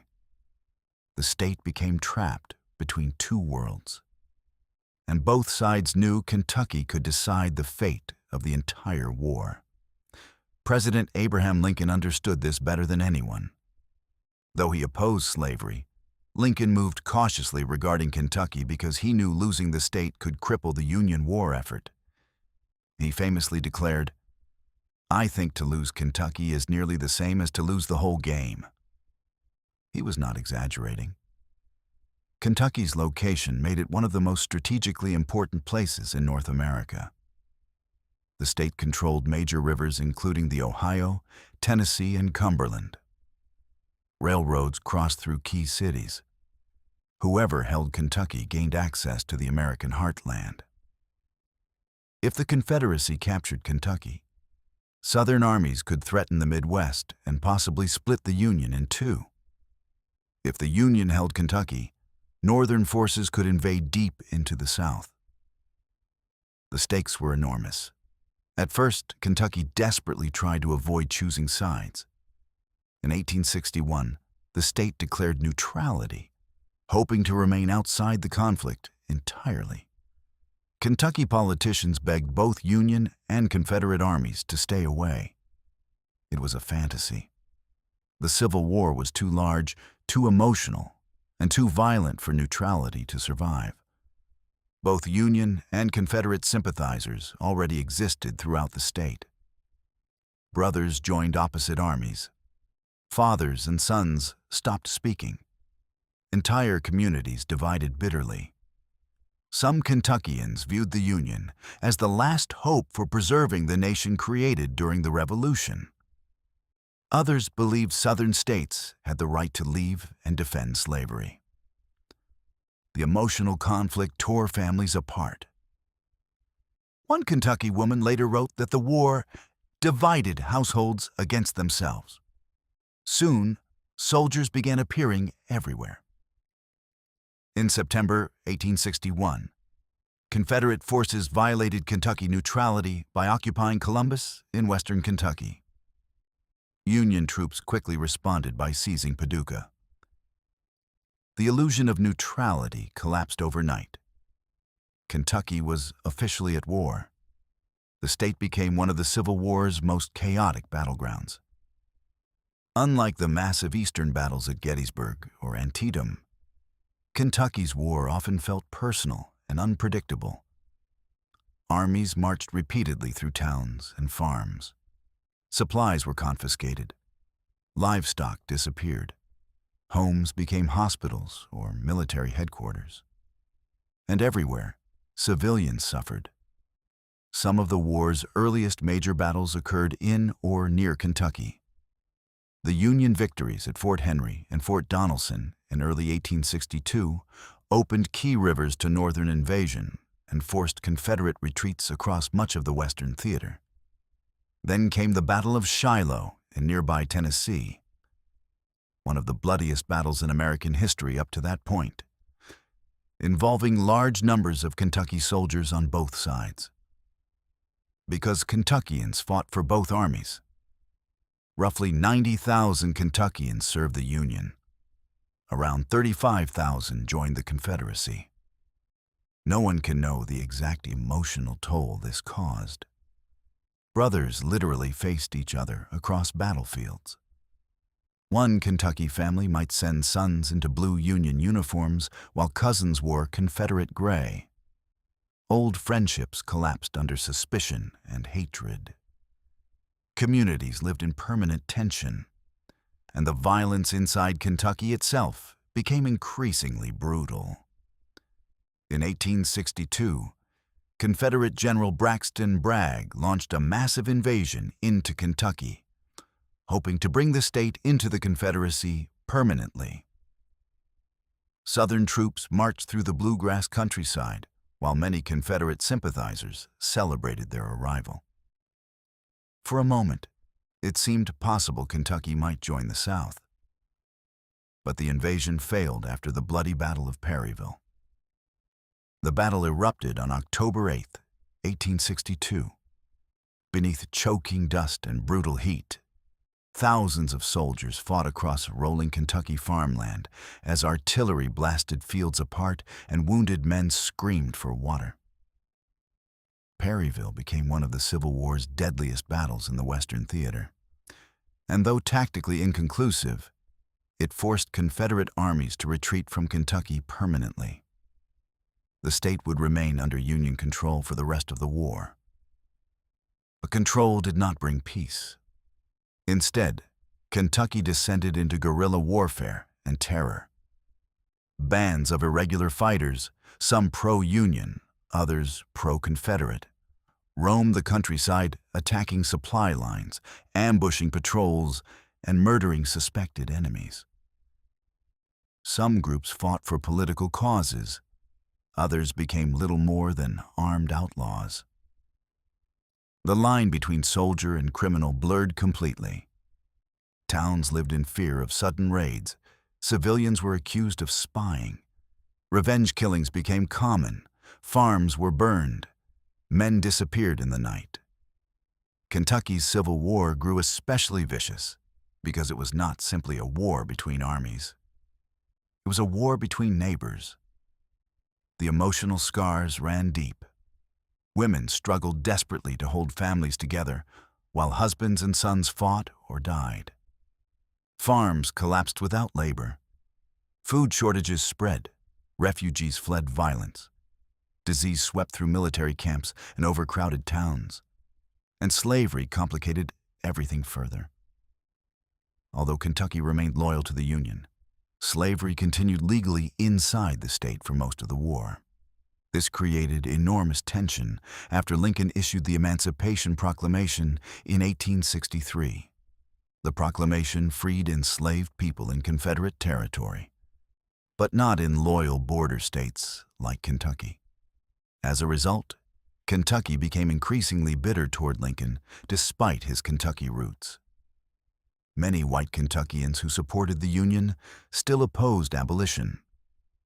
Others feared emancipation would destroy the social and economic order of the state. Meanwhile, thousands of enslaved black Kentuckians fled plantations whenever Union troops approached. Many joined the Union Army themselves, fighting for the freedom long denied to them. The war transformed Kentucky society permanently. By 1865, the state was exhausted. Thousands of Kentuckians were dead. Towns and farms had been devastated. Political bitterness poisoned communities. Former friends viewed each other as traitors. And unlike some northern states, Kentucky's relationship with the war remained deeply conflicted even after the fighting ended. Many Kentuckians mourned Confederate defeat despite remaining officially loyal to the Union. Others celebrated emancipation and national reunification. The emotional wounds would last generations. The Civil War had revealed Kentucky's deepest contradictions. It was a southern slave state that stayed in the Union, a frontier state tied to both North and South, a land where patriotism existed on both sides of the battlefield. And when the war finally ended, Kentucky faced a painful question. How could a divided land rebuild itself after brother had fought brother and neighbor had buried neighbor? The answer would shape the next chapter of Kentucky history and the future of America itself. Chapter 10. Abraham Lincoln. On a freezing February morning in 1809, inside a tiny log cabin in the Kentucky wilderness, a child was born who would change the course of American history. The cabin stood on Sinking Spring Farm near present-day Hodgenville. It had dirt floors, rough wooden walls, and almost no comforts. Wolves roamed the forests outside. Frontier life remained harsh and uncertain. The baby's name was Abraham Lincoln. At the time, nobody could have imagined that this poor frontier boy would one day lead the United States through its greatest crisis, end slavery, and become one of the most admired figures in world history. But Lincoln's relationship with Kentucky would always remain complicated, because Kentucky helped shape him. And later, Kentucky would struggle to forgive him. Lincoln's early childhood reflected the reality of frontier Kentucky. His father, Thomas Lincoln, was a farmer and carpenter constantly battling debt, land disputes, and economic instability. Like many frontier settlers, the family lived close to poverty. The Kentucky frontier offered opportunity, but it also offered chaos. Land ownership problems plagued the region. Conflicting land claims and weak legal systems made life frustrating for small farmers. Thomas Lincoln repeatedly lost property because of unclear titles and legal disputes, a common problem in early Kentucky. These experiences deeply influenced Abraham Lincoln's understanding of insecurity and hardship. The Lincoln family lived simply. Young Abraham helped clear fields, haul water, chop wood, and survive the endless labor required on the frontier. Formal education barely existed. Lincoln attended rough, blab schools for only short periods, learning basic reading and writing whenever possible. Yet even as a boy, he showed unusual curiosity. Books fascinated him. In frontier Kentucky, books were rare treasures. Lincoln borrowed whatever he could find: the Bible, Aesop's fables, biographies, law books, Shakespeare, reading by firelight after exhausting days of physical labor. The wilderness helped shape his personality, too. The Kentucky frontier demanded resilience. It forced children to mature quickly. Lincoln witnessed violence, poverty, illness, and death from an early age. The world around him was hard, unpredictable, and often cruel. And slavery existed all around him. Though the Lincolns were poor and did not own enslaved people, slavery remained deeply embedded in Kentucky society. Wealthy landowners and plantation families dominated much of the state's economy and politics. As a child, Lincoln saw enslaved African Americans working fields and laboring across the frontier. These early experiences likely influenced his later moral opposition to slavery, though his views evolved gradually over many years. Ironically, Lincoln spent only about 7 years living in Kentucky before his family moved north to Indiana. Yet Kentucky never stopped claiming him, and Lincoln never completely escaped Kentucky's influence. The values of the frontier remained visible throughout his life. Self-education, hard work, storytelling, emotional toughness, and deep empathy for ordinary people struggling to survive. As Lincoln rose through politics during the 1840s and 1850s, the issue of slavery increasingly dominated American life. The country moved closer and closer toward a disaster. Kentucky watched nervously. Many Kentuckians admired Lincoln personally because he had been born in their state. Others respected his frontier background and humble origins. But his growing opposition to slavery alarmed many white Kentuckians deeply. Kentucky's position during this period was incredibly fragile. The state remained loyal to the Union, but still depended heavily on slavery socially and economically. Most Kentuckians did not support immediate abolition. Many feared radical anti-slavery politics would destroy the country. Then came the election of 1860. When Lincoln won the presidency, Southern states began seceding from the Union almost immediately. Civil war erupted soon afterward. And suddenly, Kentucky's most famous son became one of the most controversial men in the state. Lincoln understood Kentucky's importance better than almost anyone. He knew the Union could not easily survive if Kentucky joined the Confederacy. Throughout the war, he treated the state carefully, often frustrating Northern abolitionists who wanted more aggressive action against slavery. But eventually, the war changed him too. As the conflict grew bloodier, Lincoln became convinced that slavery itself lay at the heart of the rebellion. Preserving the Union alone was no longer enough. The nation would never truly survive while slavery continued. In 1863, Lincoln issued the Emancipation Proclamation. The proclamation transformed the Civil War forever.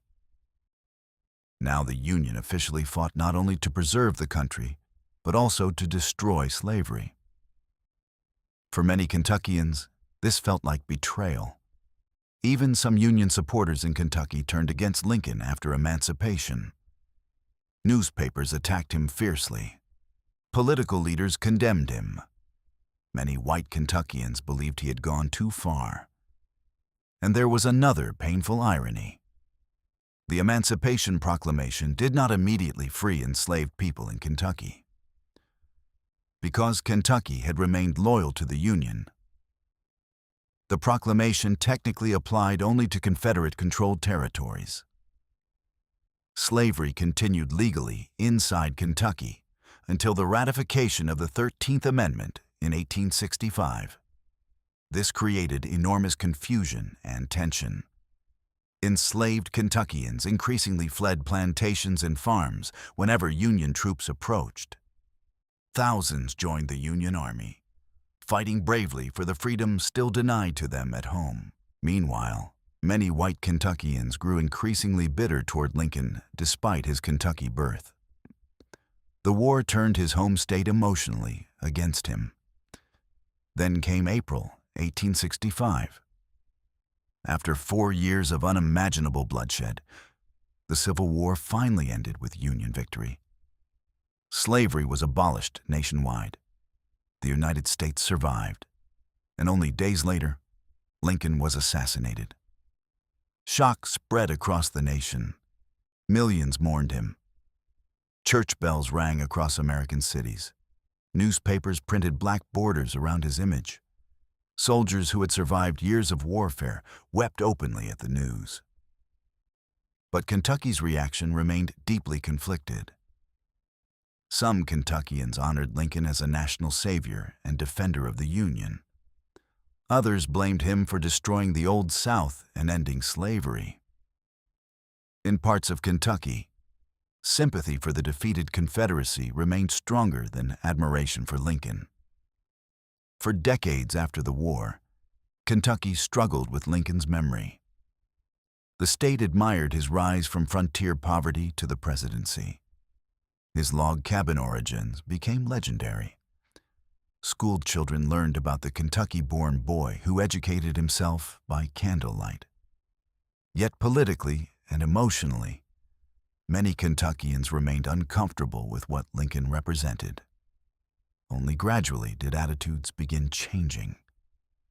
As time passed, Lincoln's legacy grew larger than sectional politics. Americans increasingly viewed him as a symbol of unity, democracy, freedom, and moral leadership during national crisis. And Kentucky slowly reclaimed him as its own.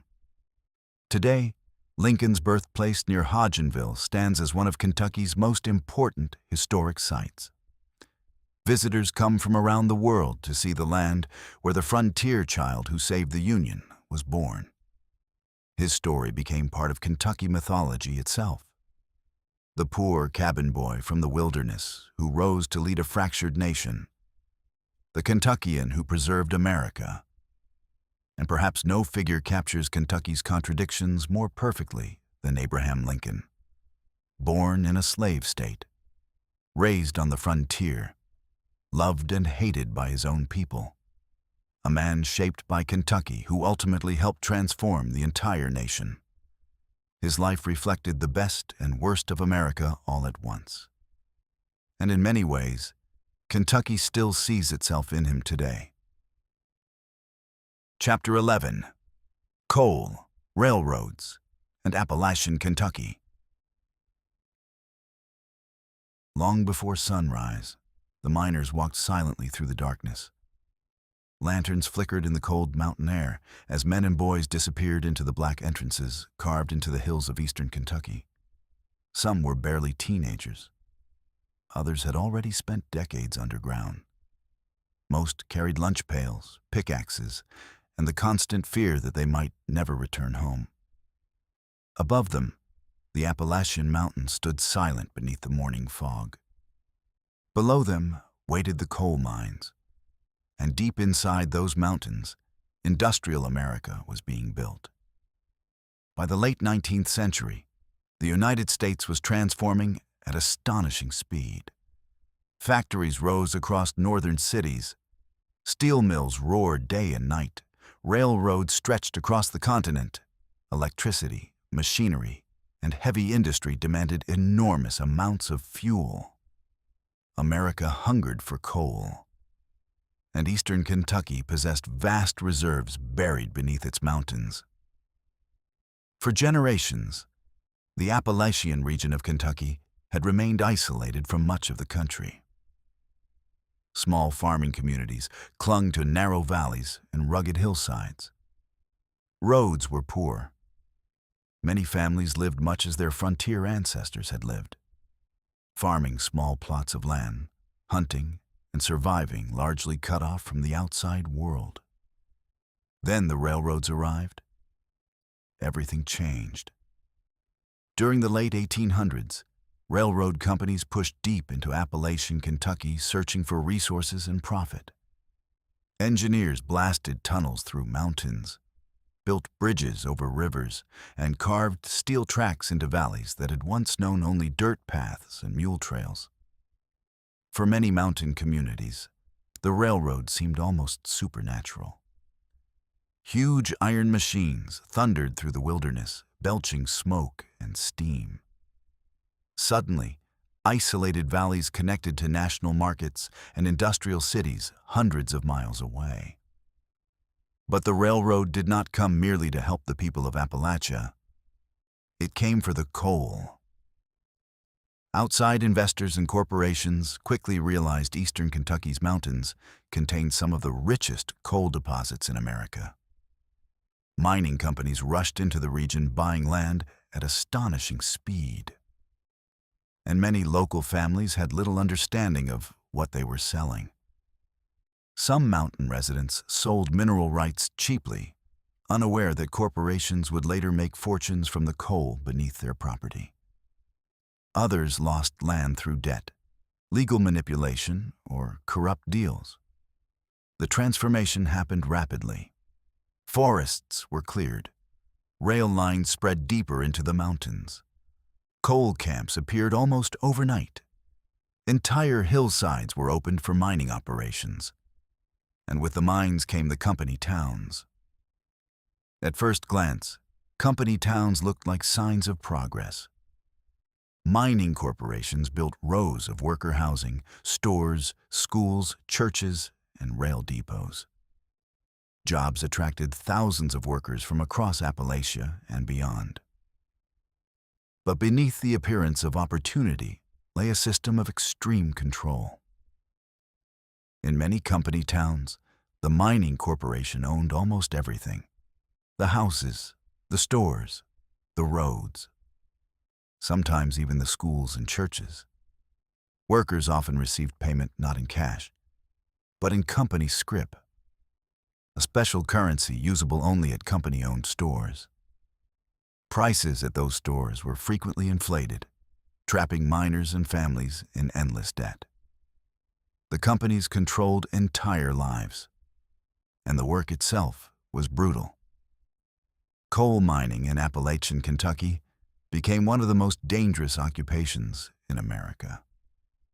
Miners descended deep underground into narrow tunnels where cave-ins, gas explosions, flooding, and suffocation constantly threatened death. Thick coal dust filled the air, slowly destroying lungs over years of labor. One mistake underground could kill dozens instantly. Some mines employed children as young as 10 or 12 years old. Boys hauled coal carts through cramped tunnels too small for adults. Many suffered injuries before reaching adulthood. The conditions shocked outside observers. Miners often worked 10 to 12 hours a day beneath the mountains for low wages. Safety regulations remained weak or non-existent. Injured workers were frequently abandoned without compensation, and yet many families depended entirely on the mines for survival. Coal became both salvation and curse for Appalachian Kentucky. The industry brought jobs, railroads, and economic growth to regions long isolated by geography. Towns expanded rapidly. New businesses appeared. Some families experienced opportunities their ancestors could never have imagined. But wealth rarely stayed in the mountains. Much of the profit flowed outward to wealthy investors in cities like New York City, Chicago, and Philadelphia. Meanwhile, many Appalachian communities remained desperately poor. The contrast became painful. The mountains produced enormous wealth for America's industrial expansion, powering factories, railroads, and cities, while many miners themselves struggled to feed their families. This exploitation fueled growing anger. By the early 20th century, labor conflict exploded across the Appalachian coal fields. Miners began organizing unions demanding safer conditions, fair wages, and an end to company domination. The mining companies fought back fiercely. Armed guards intimidated workers. Union organizers were blacklisted or attacked. Entire towns became battlegrounds between miners and corporations. Violence erupted repeatedly throughout Appalachia. Gunfights, strikes, bombings, and military interventions turned parts of the coal fields into war zones.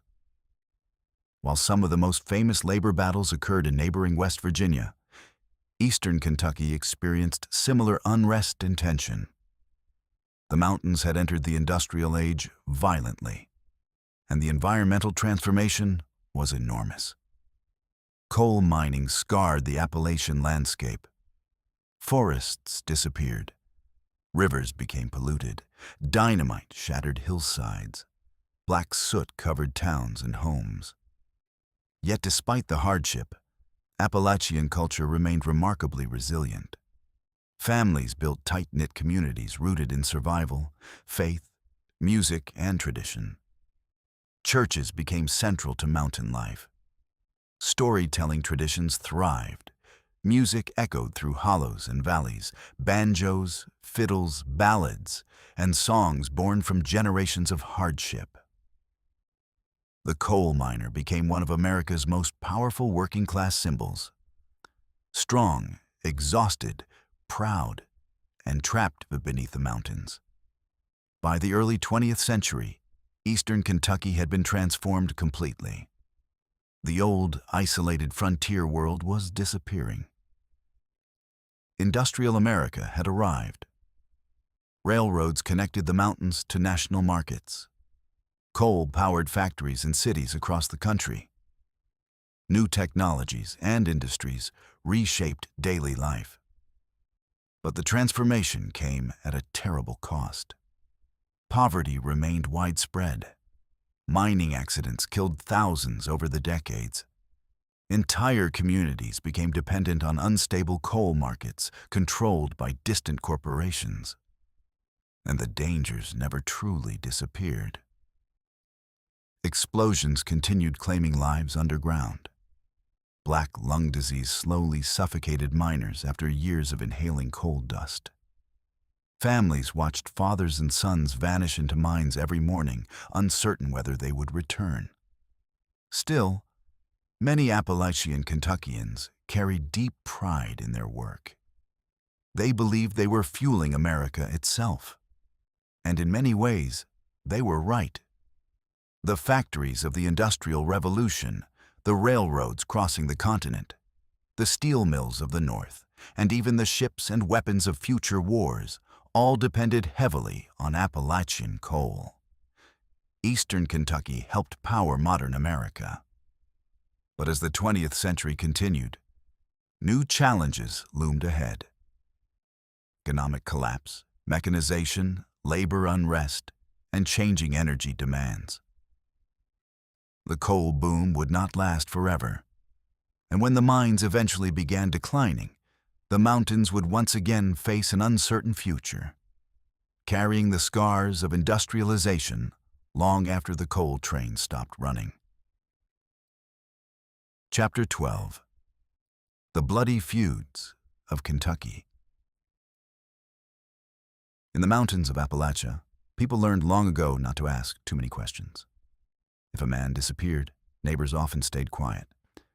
If gunshots echoed through the hollows at night, families locked their doors and kept the lanterns low. And if two mountain families hated each other, everyone understood one terrifying truth. The violence might last for generations. By the late 19th century, eastern Kentucky and the surrounding Appalachian region had gained a fearsome reputation across America. Newspapers printed sensational stories about feuds, moonshiners, gunfights, and outlaw clans hidden deep in the mountains. To outsiders, Appalachia began to seem almost like another world, wild, violent, and lawless. And no story captured the national imagination more than the feud between the Hatfields and McCoys. Though the feud mostly unfolded along the Kentucky-West Virginia border, it became symbolic of Appalachian violence itself. The story began after the Civil War, in a region already scarred by poverty, isolation, and bitterness. The Hatfields, led by the powerful Devil Anse Hatfield, lived mainly in West Virginia. The McCoys lived across the border in Kentucky. At first, the conflict was relatively minor. Some historians trace it to disagreements over pigs, land, or wartime loyalties. Others point toward personal grudges and family rivalries that slowly escalated over years. But in Appalachia, insults could become deadly very quickly. Honor mattered enormously in mountain culture. Families defended their reputation fiercely. Weakness invited exploitation. Violence often replaced courts because many mountain communities distrusted outside authorities or lacked functioning legal systems entirely. This was mountain justice. And once blood had been spilled, Revenge became expected. The Hatfield-McCoy feud exploded into open warfare during the 1880s. Murders, ambushes, and retaliatory attacks escalated year after year. Families armed themselves heavily. Armed posses crossed state lines, hunting enemies through the mountains. Then the killings became even more brutal. One of the feud's most infamous moments came during the New Year's Night Massacre of 1888.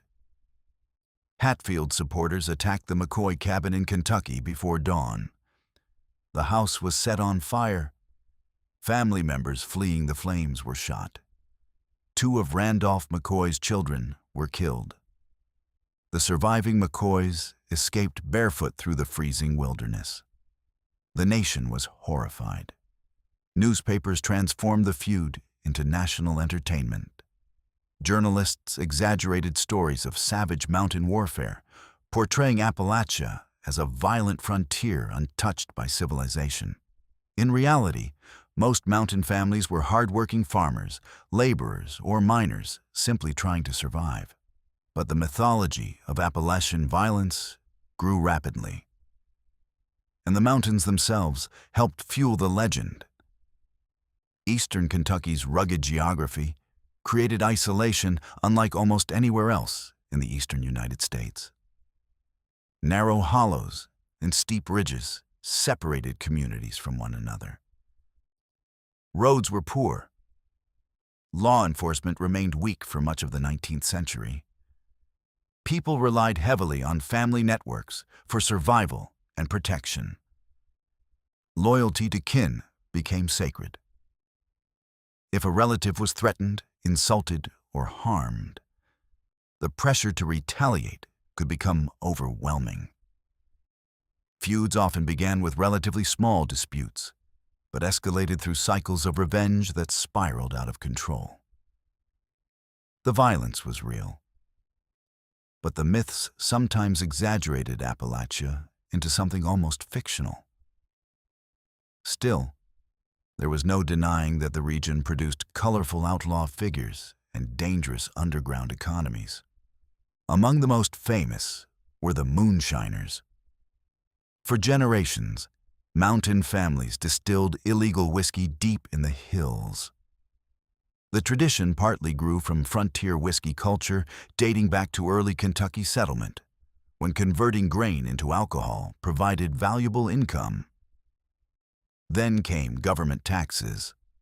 After the Civil War, federal authorities aggressively taxed alcohol production.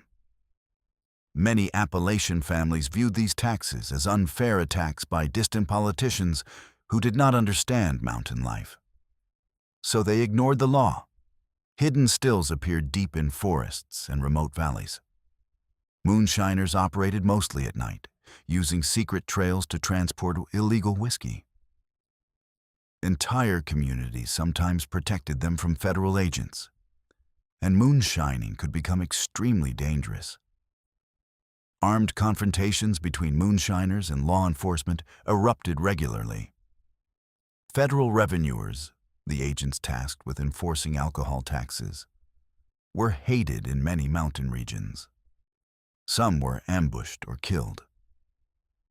Moonshiners themselves often became local legends. Clever, rebellious, fiercely independent men who knew every hidden trail through the mountains. The outlaw image became deeply tied to Appalachian culture. By the early 20th century, these traditions evolved further during Prohibition, when the federal government banned alcohol nationwide from 1920 to 1933. Suddenly, illegal whiskey production exploded. Kentucky's mountains became ideal territory for bootleggers running hidden stills and smuggling alcohol. Fast drivers transporting illegal liquor eventually helped inspire the origins of stock car racing, which later evolved into NASCAR. Violence accompanied the trade constantly. Gang rivalries, ambushes, and shootouts became common in some areas. Corruption spread into local politics and law enforcement. Moonshiners bribed officials, hid weapons in cabins, and guarded stills with rifles. Yet once again, reality proved more complicated than myth. Most Appalachian people were not violent criminals. The region suffered from deep poverty, geographic isolation, and exploitation by outside corporations. Coal companies controlled many communities economically. Educational opportunities remained limited. Medical care was poor. The mountains became stereotyped unfairly by outsiders. Newspapers and traveling writers often portrayed Appalachians as backward hillbillies, living outside civilization. Popular stories focused on feuds and violence, while ignoring the region's rich traditions of music, family loyalty, storytelling, craftsmanship, and resilience. Still, the feuds themselves left lasting scars. Some families carried grudges for decades. Children inherited conflicts from parents and grandparents. Fear and suspicion shaped communities where everyone remembered old violence, and guns remained everywhere. Firearms were tools for hunting and survival in Appalachia, but they also became symbols of personal honor and protection. In isolated regions where police response might take hours or days, families relied on themselves. This frontier mentality survived long after the original frontier disappeared. By the early 20th century, Kentucky's bloody feud era slowly began fading. Stronger state governments, improved transportation, railroads, schools, and modern law enforcement gradually weakened the isolation that had fueled many family conflicts. But the legends endured. The Hatfields and McCoys became American folklore. Movies, books, television shows, and songs transformed the feud into one of the most famous family conflicts in world history. Ironically, the real families eventually reconciled generations later. Yet the image of Appalachian violence remained deeply embedded in American culture. And perhaps that is the strangest part of Kentucky's feud history. The mountains produced both extraordinary violence and extraordinary loyalty. People defended family with fierce intensity because family often meant survival itself. In isolated hollows surrounded by hardship, trust was precious and betrayal unforgettable. The feuds reflected deeper truths about frontier culture, poverty, honor, and the long shadow of isolation. Because in the mountains of Kentucky, civilization arrived slowly. And for a long time, the old frontier rules never completely disappeared. Chapter 13.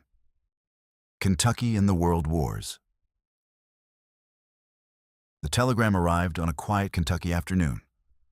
A mother opened the front door and saw a man standing there in military uniform. Instantly, her stomach dropped. Everyone knew what it meant. Somewhere across the ocean, in the muddy trenches of France or on a distant Pacific island, her son was dead. Scenes like this unfolded across Kentucky during the 20th century, as two world wars transformed not only the United States, but the entire identity of the state itself. The old frontier Kentucky of log cabins, feuds, and isolated mountain communities was disappearing. A new Kentucky was emerging. Industrial, connected, modern, and tied to global events far beyond the Appalachian Mountains. The transformation began during World War I. When war erupted in Europe in 1914, many Americans initially viewed it as a distant conflict between old empires. But after the United States entered the war in 1917, Kentucky suddenly became part of a massive global struggle. Young men from farms, mining towns, and cities across the state enlisted or were drafted into military service. Many had never traveled far from home before. Now they found themselves crossing the Atlantic Ocean into mechanized warfare, unlike anything the world had ever seen. The trenches of Europe shocked them. Mud swallowed entire battlefields. Machine guns tore through human bodies in seconds. Poison gas drifted across the landscape.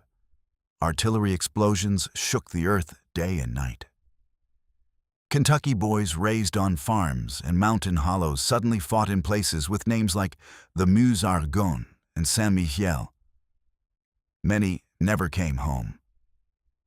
But World War I also changed Kentucky in other ways. The war accelerated industrial growth across America. Factories expanded, railroads carried troops and supplies. Coal production surged to fuel wartime industry. Agriculture intensified to feed both soldiers and allies overseas. And perhaps most importantly, the war connected Kentucky more deeply to the rest of the nation. The isolation of earlier generations began fading. Cars, telephones, radio, and expanding transportation networks slowly transformed everyday life during the 1920s and 1930s. Kentucky cities grew larger and more modern. Rural communities remained important, but the state increasingly became part of a national economy and culture. Then came the Great Depression. The economic collapse of the 1930s hit Kentucky brutally hard. Coal miners lost jobs. Farms struggled. Poverty deepened across both urban and rural communities. In Appalachia especially, unemployment and hunger devastated entire regions. But before recovery fully arrived, another war exploded across the world. And this time, the conflict would change Kentucky forever. World War II began in Europe in 1939, but after the Japanese attack on Pearl Harbor in 1941, the United States entered the war with full force. Kentucky mobilized immediately. Once again, thousands of young men left farms, coal towns, and cities to fight overseas. Some landed on the beaches of Normandy. Others fought through the jungles of the Pacific. Kentucky soldiers served in nearly every major theater of the war. The emotional impact reached every corner of the state. Train stations filled with tearful farewells. Families gathered around radios listening to war updates. Gold stars appeared in windows, marking loved ones killed in combat. Yet World War II also brought enormous economic transformation. Military bases expanded rapidly across Kentucky. One of the most important was Fort Knox, already famous for housing part of America's gold reserves. During the war, Fort Knox became a major training center for armored divisions and tank warfare.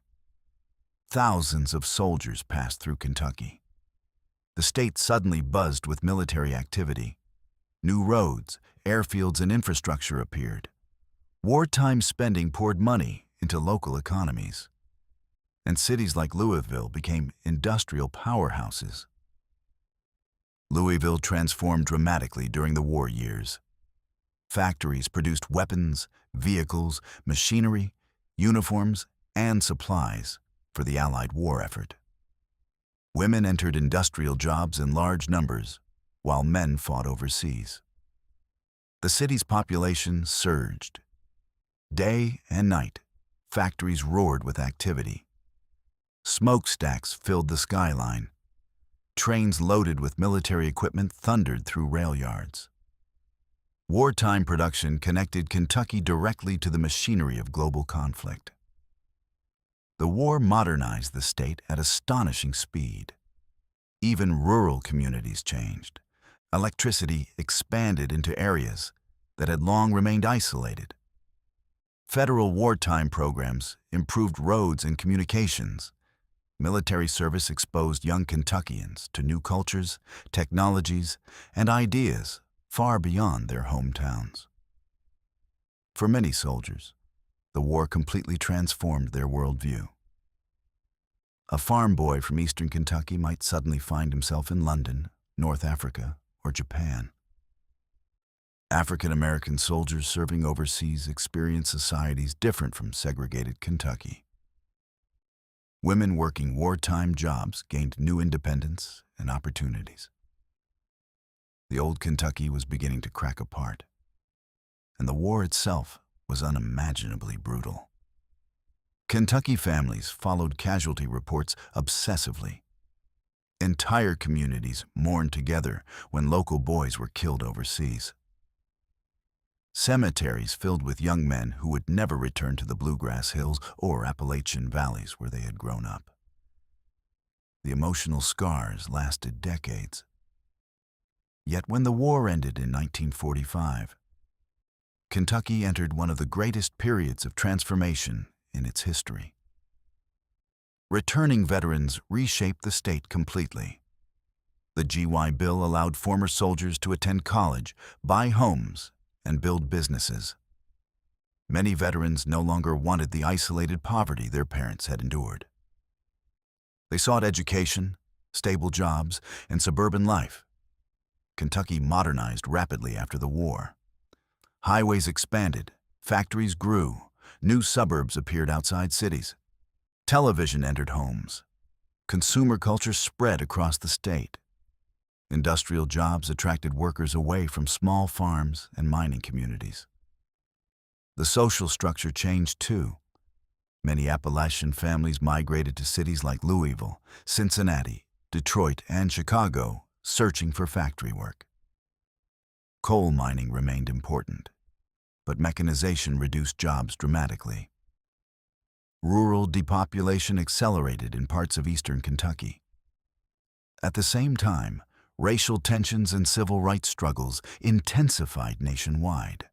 African American Kentuckians who had fought for democracy overseas returned home demanding greater equality at home. Segregation increasingly came under challenge. The world wars had exposed contradictions inside American society.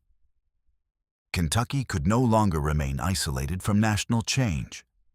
And culturally, the wars transformed identity itself. The frontier state that once looked mainly inward now saw itself as part of a global America. Veterans brought home experiences from Europe, Asia, and the Pacific. Industries connected Kentucky to international markets and military production. The state entered the modern age. Yet even amid modernization, echoes of the old Kentucky survived. Coal miners still worked dangerous mountains. Farmers still tended bluegrass fields.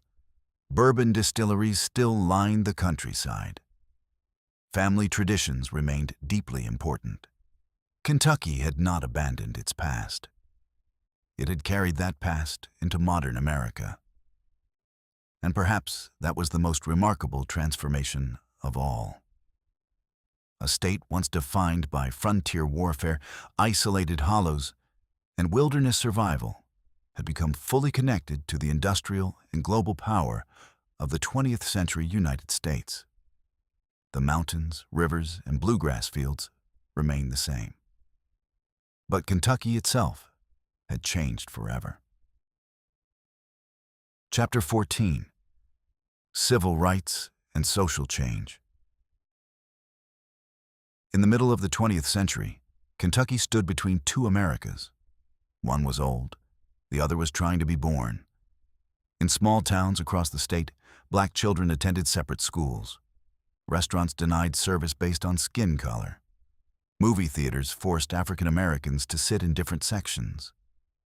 Neighborhoods remained divided.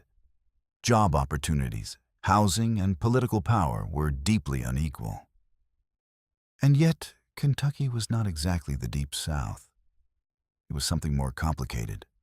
A border state, a place caught between northern and southern identities, between tradition and modernization, between the memory of slavery and the promises of democracy. As the civil rights movement spread across America during the 1950s and 1960s, Kentucky found itself pulled into one of the greatest moral struggles in its history. And once again, conflict would reshape the state. Segregation had existed in Kentucky long after the Civil War ended. Although slavery was abolished in 1865, equality did not follow. Across much of the United States, especially in the South and border states, racial segregation became embedded in law and daily life. Kentucky developed its own version of Jim Crow society. Black Kentuckians built churches, schools, businesses, and communities, despite discrimination and exclusion. In cities like Louisville and Lexington, vibrant black neighborhoods developed with their own cultural and social institutions. But inequality remained everywhere. Many African Americans worked lower-paying jobs. Voting rights were often restricted in practice. Public facilities remained segregated. Violence and intimidation still existed, especially in rural regions. At the same time, Kentucky's position as a border state created differences from parts of the Deep South. Some white Kentuckians viewed themselves as more moderate than states farther south. Louisville in particular developed a somewhat more urban and economically connected culture than many Deep South cities. But moderation did not mean equality. The system still kept black Kentuckians separate and unequal. And after World War II, that system began facing growing resistance. Black veterans returned home after fighting fascism overseas, only to face discrimination in their own country. Younger generations increasingly demanded change. National organizations like the NAACP challenged segregation through courts and public protest. The entire nation was changing. Then came one of the most important legal decisions in American history.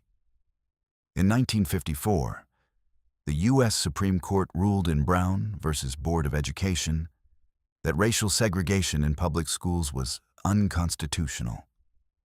The decision shook Kentucky.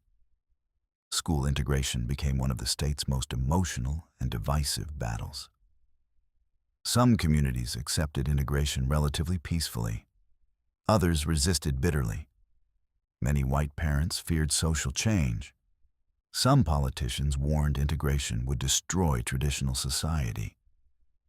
Black families, meanwhile, often faced harassment and threats simply for demanding equal education. Children stood at the center of the storm. In some Kentucky towns, black students walked into previously all-white schools while angry crowds shouted insults outside. Teachers struggled to navigate racial tensions inside classrooms. Entire communities divided over how quickly integration should happen. Louisville became one of the most important battlegrounds. As Kentucky's largest city, Louisville experienced rapid social and demographic change after World War II. African Americans moved increasingly into urban neighborhoods, while suburban expansion reshaped the metropolitan area. But housing segregation and economic inequality remained severe. Many black families were restricted to poorer neighborhoods due to discriminatory housing policies and economic barriers. Urban renewal projects sometimes destroyed established black communities in the name of modernization. Tension grew steadily. By the 1960s, the civil rights movement had become impossible to ignore. Inspired by leaders like Martin Luther King Jr., activists across Kentucky organized protests, sit-ins, marches, and boycotts demanding equal rights. Young people played a major role. Black students challenged segregated businesses and institutions. Churches became organizing centers for activism. Civil rights leaders pushed Kentucky to confront its own contradictions. And many white Kentuckians felt deeply uncomfortable. Some supported gradual reform, others resisted fiercely. Many insisted Kentucky was different from the Deep South and therefore did not have serious racial problems. But events proved otherwise. In 1968, after the assassination of Martin Luther King Jr., riots erupted in parts of Louisville. Buildings burned. Violence spread through sections of the city. Fear and anger exploded into the open. The unrest shocked Kentucky. The riots reflected deeper frustrations over poverty, policing, housing discrimination, and racial inequality. For many white Kentuckians, the violence felt frightening and destabilizing. For many black Kentuckians, it reflected generations of accumulated injustice finally boiling over. The state stood at another crossroads. Modernization was changing Kentucky rapidly. Factories expanded, highways connected cities and suburbs. Television exposed Kentuckians to national political debates and social movements. Rural isolation declined as urban culture and national media spread everywhere. And politically, Kentucky itself began transforming. For much of its history after the Civil War, Kentucky had leaned strongly Democratic, partly because of historical resentment toward the Republican Party associated with Lincoln and Reconstruction. But during the second half of the 20th century, political identities shifted dramatically. National debates over civil rights, religion, urbanization, labor unions, and cultural values slowly reshaped Kentucky politics. Rural areas often became more conservative. Urban centers like Louisville tended to grow more liberal and diverse. The urban-rural divide widened. In cities, younger generations embraced modernization. Universities expanded, and economic diversification accelerated.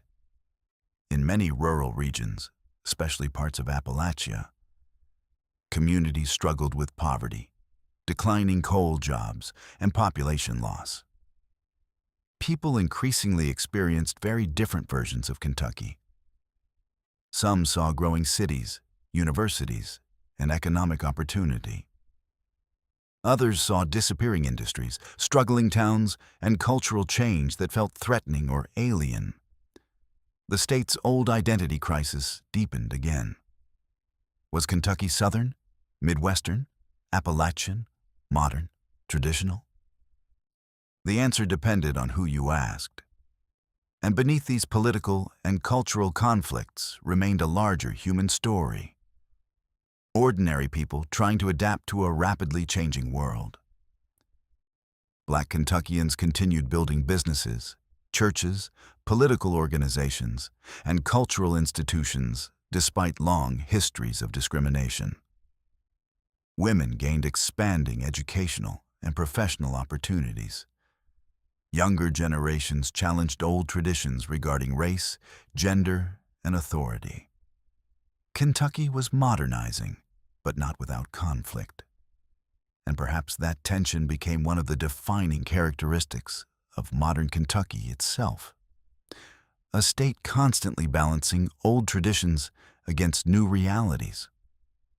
The frontier mentality of independence and self-reliance still survived in many communities. But globalization, urbanization, and social change increasingly connected Kentucky to national and international currents. The old world was fading, a new Kentucky was emerging. But like so much of the state's history, the transformation came with pain, division, and difficult questions about identity, justice, and belonging. Questions Kentucky and America still wrestle with today. Chapter 15: Basketball, Bluegrass, and Kentucky Culture. In Kentucky, there are few things people take more seriously than basketball. Not politics, not weather, not even horse racing. On winter nights across the state, entire towns seem to pause when the game begins. Bars fill with fans wearing blue or red. Grandparents yell at televisions. Children dream of hitting game-winning shots in packed arenas. Radio announcers become local celebrities. Rivalries divide families for generations. In Kentucky, basketball is not just a sport, it is religion. And somehow, that obsession fits perfectly beside everything else that makes Kentucky unique. Bluegrass music echoing through mountain valleys, bourbon poured in old taverns, fried chicken shared at family tables, and traditions passed down through generations. Because by the 20th century, Kentucky had become more than a state shaped by war and survival. It had become a culture. Basketball arrived in Kentucky in the early 1900s and spread with astonishing speed. The game was fast, cheap to organize, and perfect for small towns and rural schools. Before long, tiny Kentucky communities packed into crowded gymnasiums every Friday night. The sport became woven into everyday life. And no program became more famous than the University of Kentucky basketball team. Under legendary coaches like Adolph Rupp, Kentucky basketball evolved into a national powerhouse. The Wildcats won championships, produced famous players, and built one of the most passionate fan bases in America. The devotion bordered on madness. Fans painted cars blue. Entire towns shut down during March Madness. Children grew up memorizing statistics and legendary moments as if they were family history. But Kentucky basketball truly came alive through rivalry. Especially the bitter rivalry between the University of Kentucky and University of Louisville. The Battle of the Bluegrass divided the state into opposing camps. In some families, marriages between Kentucky and Louisville fans became running jokes. Co-workers stopped speaking after controversial games. The rivalry transformed ordinary basketball into emotional warfare. And strangely enough, this passion reflected something deeply Kentucky. The state had always loved competition, pride, and identity. Whether through horse racing, politics, family feuds, or frontier survival. Basketball simply became the modern version of that spirit. But while basketball dominated winter, music gave Kentucky its soul. The sound of bluegrass music drifting through Appalachian valleys remains one of the most iconic parts of Kentucky culture. Bluegrass emerged from a blend of traditions carried into the mountains over centuries. Scottish, Irish, and English immigrants brought ballads and fiddle music into Appalachia during the frontier era. African American musical traditions contributed rhythm, banjo techniques, and powerful emotional expression. Over generations, these influences merged into something uniquely American. Fast banjo picking, fiddles dancing through melodies, harmonies filled with longing and heartbreak. The music often told stories of hardship, mining life, lost love, trains, rivers, religion, and mountain survival. And fittingly, bluegrass music took its name from Kentucky itself. The bluegrass region whose rolling hills had already become legendary. No figure shaped the genre more than Bill Monroe, born in Kentucky in 1911. Known as the father of bluegrass, Monroe helped transform mountain folk traditions into a national musical style. His sound spread across America through radio, records, and festivals. Soon, Kentucky's music echoed far beyond the mountains. Yet Appalachian culture was never only about music. Storytelling traditions remained enormously important. In isolated mountain communities, stories passed from generation to generation beside fireplaces and front porches. Ghost tales, hunting stories, moonshiner legends, Civil War memories, and family histories became part of Appalachian identity. The mountains preserved old traditions remarkably well. Even speech patterns reflected this heritage. Some Appalachian communities retained expressions and accents influenced by centuries-old English and Scots-Irish dialects. To outsiders, mountain culture sometimes seemed frozen in time. But Appalachia was far more sophisticated and emotionally rich than stereotypes suggested. And nowhere is that clearer than Kentucky's food culture. Food in Kentucky tells the story of survival, migration, and cultural blending. Frontier settlers relied heavily on corn, pork, beans, and preserved foods that could survive harsh winters. Southern influences brought biscuits, gravy, fried foods, and barbecue traditions. Appalachian communities developed practical mountain cooking shaped by poverty and isolation. Then came fried chicken. No food became more globally associated with Kentucky than Kentucky Fried Chicken, largely because of one man, Colonel Harland Sanders. The image of Colonel Sanders in his white suit and black string tie became internationally famous during the 20th century. His restaurant empire helped turn Kentucky into a recognizable global brand. Ironically, the real Sanders represented many classic Kentucky traits: stubbornness, reinvention, storytelling, and entrepreneurial survival. Even today, food remains central to Kentucky culture. Church dinners, barbecue festivals, bourbon tastings, derby parties, fish fries, and family reunions continue traditions stretching back generations. And perhaps nothing captures Kentucky's love of celebration better than its festivals. Every spring, the state explodes with events and traditions. The most famous is, of course, the Kentucky Derby. Held annually in Louisville since 1875, the Derby became known as the most exciting 2 minutes in sports. But the race itself is only part of the spectacle. Massive hats, mint juleps, celebrities, gambling, Southern elegance mixed with wild partying. The Derby perfectly reflects Kentucky's contradictions, refined and chaotic at the same time. Elsewhere across the state, bluegrass festivals, bourbon festivals, county fairs, and Appalachian heritage events celebrate local traditions proudly. Small towns still gather for parades, music, and food much like they did generations ago. And through all these traditions runs a common thread: community.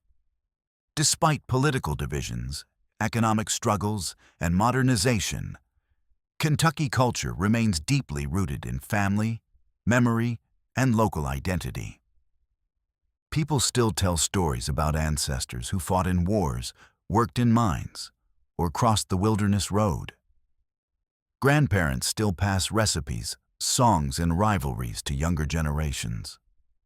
The old frontier spirit never completely vanished. It simply adapted. And perhaps that is what makes Kentucky culture feel so alive. It carries pieces of every era at once: frontier toughness, Appalachian resilience, Southern hospitality, industrial labor, music, sport, food, and folklore all woven together into one identity. A place where bluegrass melodies meet basketball arenas, where bourbon barrels age quietly beside horse farms, where old traditions survive inside a modern America still racing forward. Kentucky had become more than a historical frontier.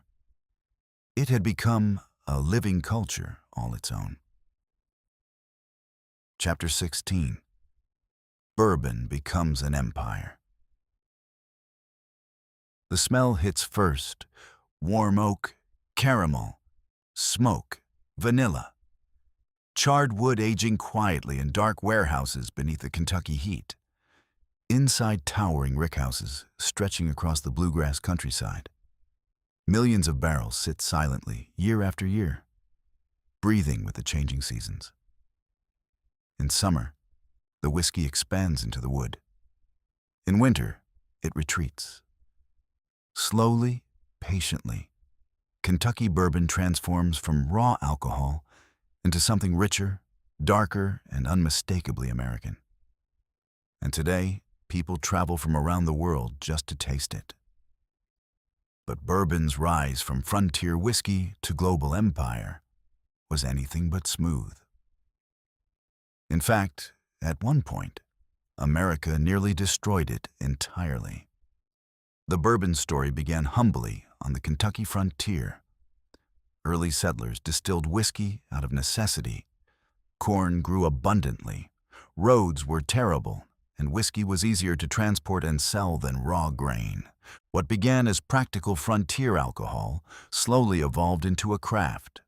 Kentucky distillers experimented with aging whiskey in charred oak barrels, creating a smoother and more complex flavor.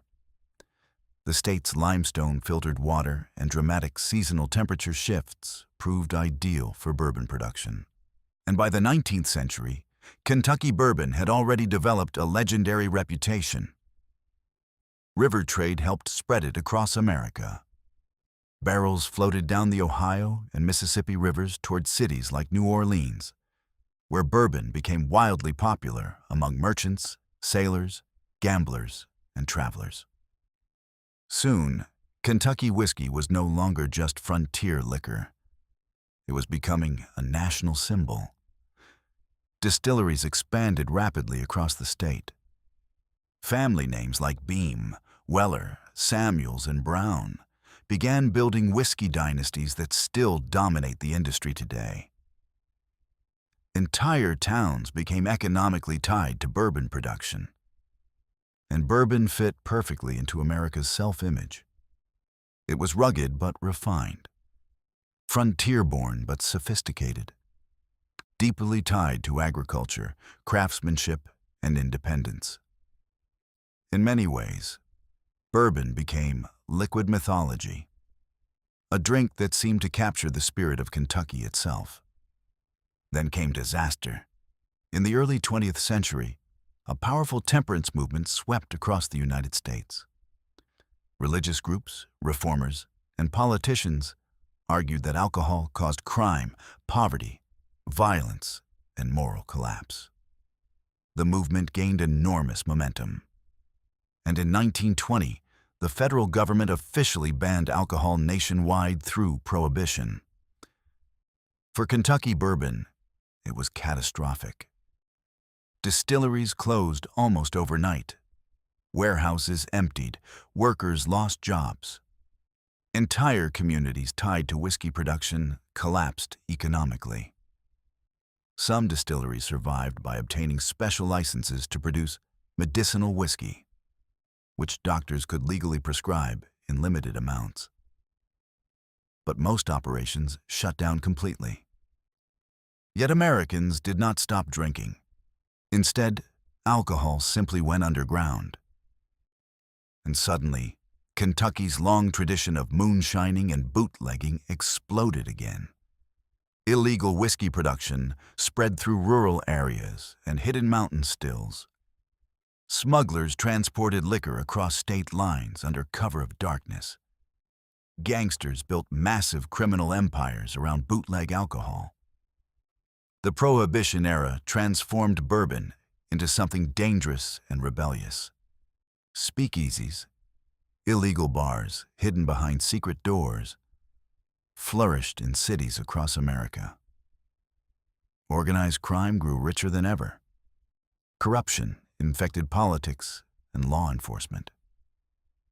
And Kentucky whiskey remained deeply connected to the underground alcohol trade. Ironically, the attempt to destroy bourbon helped strengthen its mythology. By the time Prohibition finally ended in 1933, bourbon already carried an aura of outlaw rebellion and American identity. The industry slowly recovered. World War II interrupted production again as distilleries shifted toward industrial alcohol for the war effort. But after the war, bourbon entered a new golden age. American prosperity surged during the 1950s and 1960s. Bourbon became associated with businessmen, politicians, Hollywood stars, and classic American masculinity. Advertisements portrayed bourbon as sophisticated yet rugged, the drink of confidence and success. But trends change. By the 1970s and 1980s, bourbon began declining sharply. Younger Americans preferred vodka, rum, wine, and lighter cocktails. Some distilleries closed permanently. Others merged into giant corporations. For a time, it seemed bourbon might slowly fade into history.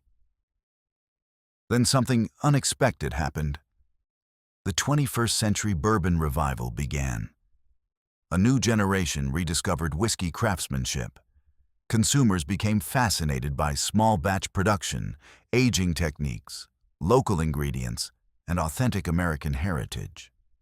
And suddenly, Kentucky bourbon became cool again. Demand exploded worldwide. Collectors hunted rare bottles. Distilleries released premium products aged for decades. Bourbon bars appeared across major cities from Tokyo to London. International tourists traveled to Kentucky specifically to visit distilleries and taste whiskey at its source. The industry transformed into a global empire. Today, over 95% of the world's bourbon is produced in Kentucky. Millions of barrels age across the state, actually outnumbering Kentucky's human population. Bourbon exports generate billions of dollars annually and reach markets across Europe, Asia, and beyond. The drink once born from frontier survival now represents one of America's greatest luxury exports. And tourism changed Kentucky itself. The Kentucky Bourbon Trail became one of the most successful tourism campaigns in the United States. Visitors now travel through rolling bluegrass hills, visiting famous distilleries like Maker's Mark, Buffalo Trace, and Jim Beam. They tour rickhouses stacked with aging barrels. They learn distilling history. They sip bourbon beneath old wooden beams while hearing stories about frontier settlers, prohibition gangsters, and master distillers. Bourbon tourism became cultural tourism. Visitors no longer came only for whiskey. They came for Kentucky itself. The state leaned fully into the image. Bourbon, horse racing, bluegrass music, Southern food, historic towns, and Appalachian culture merged into one recognizable global brand. Kentucky marketed authenticity, a place where tradition still mattered in an increasingly modern world. And the branding worked. Around the world, Kentucky became instantly associated with bourbon, much the way Scotland became associated with Scotch whiskey or France with wine. The state exported identity itself. But beneath the polished tourism and global success, bourbon still carried echoes of the old frontier. The process remained deeply connected to agriculture, patience, and craftsmanship. Barrels still aged slowly through Kentucky summers and winters. Family-owned distilleries still guarded recipes passed down for generations. And in the countryside, old traditions survived surprisingly well. Small-town festivals celebrated bourbon heritage. Distillery workers passed knowledge from fathers to sons and daughters. Stories about moonshiners, bootleggers, and frontier whiskey makers remained part of local folklore. The old Kentucky never fully disappeared. It simply matured, like bourbon itself. Yet the bourbon empire also reflected deeper truths about Kentucky's history. The state had always stood at the crossroads of frontier survival and modern commerce, rural traditions and global markets, myth and reality. Bourbon embodied all of it. A drink born from frontier necessity became an international symbol of American craftsmanship and culture. And perhaps that transformation says more about Kentucky than anything else. Because Kentucky has always taken hardship, conflict, and raw survival and turned them into legend. Chapter 17. Floods, Tornadoes, and Hard Times. The sirens began after dark. In the small western Kentucky town, families rushed from living rooms into basements as the wind outside started to roar like a freight train. Trees bent violently. Power lines snapped. The sky turned green-black above the fields. Then the tornado hit. Walls exploded apart. Roofs vanished into the night. Entire streets disappeared beneath swirling debris. In only minutes, homes that had stood for generations were reduced to splintered wood, scattered across muddy ground. When dawn finally arrived, the town looked like a battlefield. Scenes like this have become tragically familiar in modern Kentucky. Because for all its beauty, its rolling bluegrass hills, bourbon distilleries, horse farms, and mountain valleys, Kentucky has also endured extraordinary hardship in the modern era. Floods, tornadoes, economic collapse, drug addiction, population decline. And yet, through it all, something stubborn inside Kentucky refuses to break.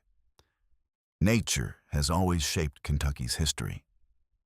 The state's rivers created trade routes and fertile farmland, but they also brought destruction. The Ohio River and smaller waterways have flooded repeatedly over the centuries, sometimes swallowing entire neighborhoods beneath muddy water. One of the worst disasters came during the Great Flood of 1937. After weeks of relentless rain, the Ohio River rose to catastrophic levels. Cities like Louisville were devastated. Entire streets vanished underwater. Electricity failed. Thousands lost homes almost overnight. Photographs from the disaster looked apocalyptic. Boats floated where cars should have been. Families huddled on rooftops waiting for rescue. Businesses collapsed under waterlogged ruins. And flooding never truly stopped. Eastern Kentucky, in particular, remains highly vulnerable because many towns were built in narrow Appalachian valleys beside rivers and creeks. Heavy rainfall can quickly transform peaceful streams into deadly torrents. In recent decades, catastrophic floods have repeatedly struck mountain communities, washing away homes, roads, schools, and entire lives. Then there are the tornadoes. Kentucky sits within a region vulnerable to violent storms moving across the American interior. Tornadoes have torn through the state for generations, but modern outbreaks have become especially destructive. In December 2021, one of the deadliest tornado outbreaks in Kentucky history devastated western parts of the state. Entire communities were shattered. Factories collapsed. Families were buried beneath rubble. The town of Mayfield became a symbol of the disaster. Churches, homes, and businesses were flattened almost beyond recognition. And yet, even amid destruction, people helped each other immediately, neighbors digging through debris with bare hands, searching for survivors before emergency crews even arrived. That resilience has become one of Kentucky's defining traits. Because the state has also faced another disaster, slower, quieter, and in many ways even more devastating. The collapse of coal. For generations, coal powered eastern Kentucky economically and culturally. Mining jobs supported entire towns. Coal companies built schools, roads, and local businesses. Families passed mining traditions from father to son. Then the industry began declining. Mechanization reduced jobs dramatically. Competition from natural gas and renewable energy weakened coal markets.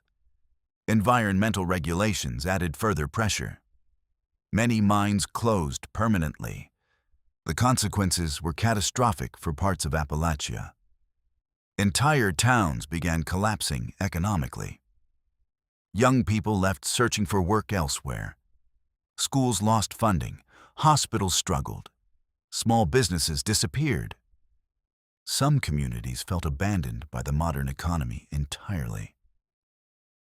The mountains that had once powered industrial America now faced deep uncertainty.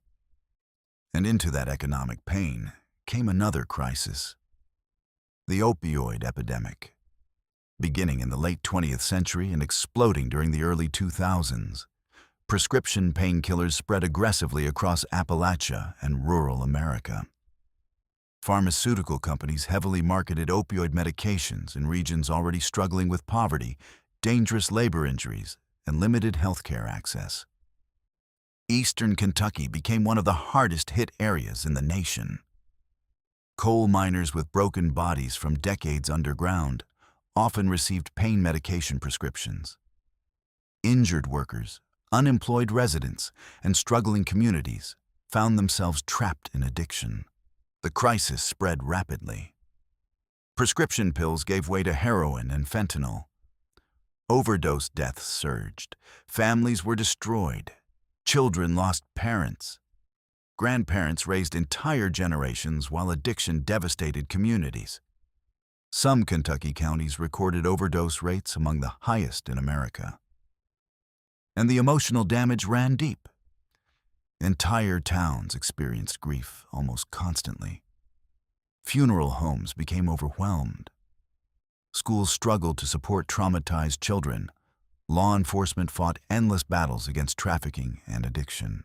National media often portrayed Appalachia only through images of poverty and drug abuse. But that was never the whole story, because while Kentucky suffered deeply, local communities also fought back fiercely. Churches organized recovery programs. Volunteers distributed food and medical aid. Families cared for one another through unimaginable hardship. Former addicts became counselors helping others survive. And even as rural depopulation accelerated, many Kentuckians refused to abandon their communities. The population decline became especially visible in eastern Kentucky. For decades, younger generations left Appalachian towns searching for jobs in cities like Nashville, Cincinnati, Lexington, and Louisville. Empty storefronts appeared across once thriving coal communities. Schools closed as enrollment dropped. Some mountain towns seemed frozen in time. Old gas stations, abandoned rail lines, and collapsing company houses stood as reminders of a vanished economic era. And yet, even amid decline, Appalachian culture survived remarkably well. Music still echoed through the mountains. Family ties remained extraordinarily strong. Hunting, storytelling, church traditions, and local festivals continued shaping community identity. The people endured. That endurance became especially visible after disasters. When floods destroyed eastern Kentucky towns, neighbors rescued each other in fishing boats. When tornadoes leveled western Kentucky communities, volunteers arrived from across the state carrying supplies and chainsaws. Again and again, Kentuckians rebuilt. The resilience sometimes seemed almost unbelievable. Part of that resilience came from history itself. Kentucky had survived frontier warfare, Civil War division, industrial exploitation, economic collapse, and natural disasters before. Generations learned how to endure hardship because hardship had always been part of life. But the modern era introduced a painful new challenge. How could rural Kentucky survive in a rapidly changing America? Globalization, automation, and economic transformation increasingly favored cities and technology industries. Rural communities often struggled to compete. Hospitals closed. Broadband internet lagged behind. Schools lacked funding. The divide between urban and rural Kentucky widened further. Cities like Lexington and Louisville grew more modern, connected, and economically diverse. Meanwhile, many smaller towns fought simply to survive. And yet Kentucky never became merely a story of decline. Because alongside the hardship came reinvention. Tourism expanded. Bourbon boomed. New manufacturing industries arrived in some regions. Artists, musicians, and entrepreneurs worked to preserve Appalachian culture while building new futures. The state adapted, painfully, imperfectly, but persistently. And perhaps that persistence says more about Kentucky than anything else. The floods come, the tornadoes come, industries rise and collapse. People leave, communities struggle. But somehow, generation after generation, Kentucky keeps rebuilding itself. Scarred but still standing, much like the mountains themselves. Chapter 18. The New Kentucky. At dawn, cargo planes roar into the sky above Louisville, carrying packages toward cities across the world. A few hours east, college students fill cafes in Lexington, while tech startups open offices beside historic horse farms. Farther south, massive factories assemble trucks and vehicles bound for highways across America. And deep in the Appalachian Mountains, old coal towns struggle to reinvent themselves in a century no longer powered by coal alone. This is modern Kentucky, a place where bourbon distilleries use cutting-edge technology while still following recipes older than the Civil War. A state where pickup trucks and thoroughbred horses exist beside logistics hubs and advanced manufacturing plants. A land balancing memory and modernization every single day. The frontier is gone. But Kentucky is still searching for its future. For much of the 20th century, Kentucky remained largely rural. Small towns, farms, coal communities, and industrial cities shaped daily life. But by the 21st century, the state began transforming rapidly.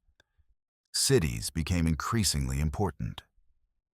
Louisville emerged as Kentucky's largest urban center, modern, diverse, and economically connected to the wider world. Located along the Ohio River, Louisville evolved far beyond its frontier and industrial roots.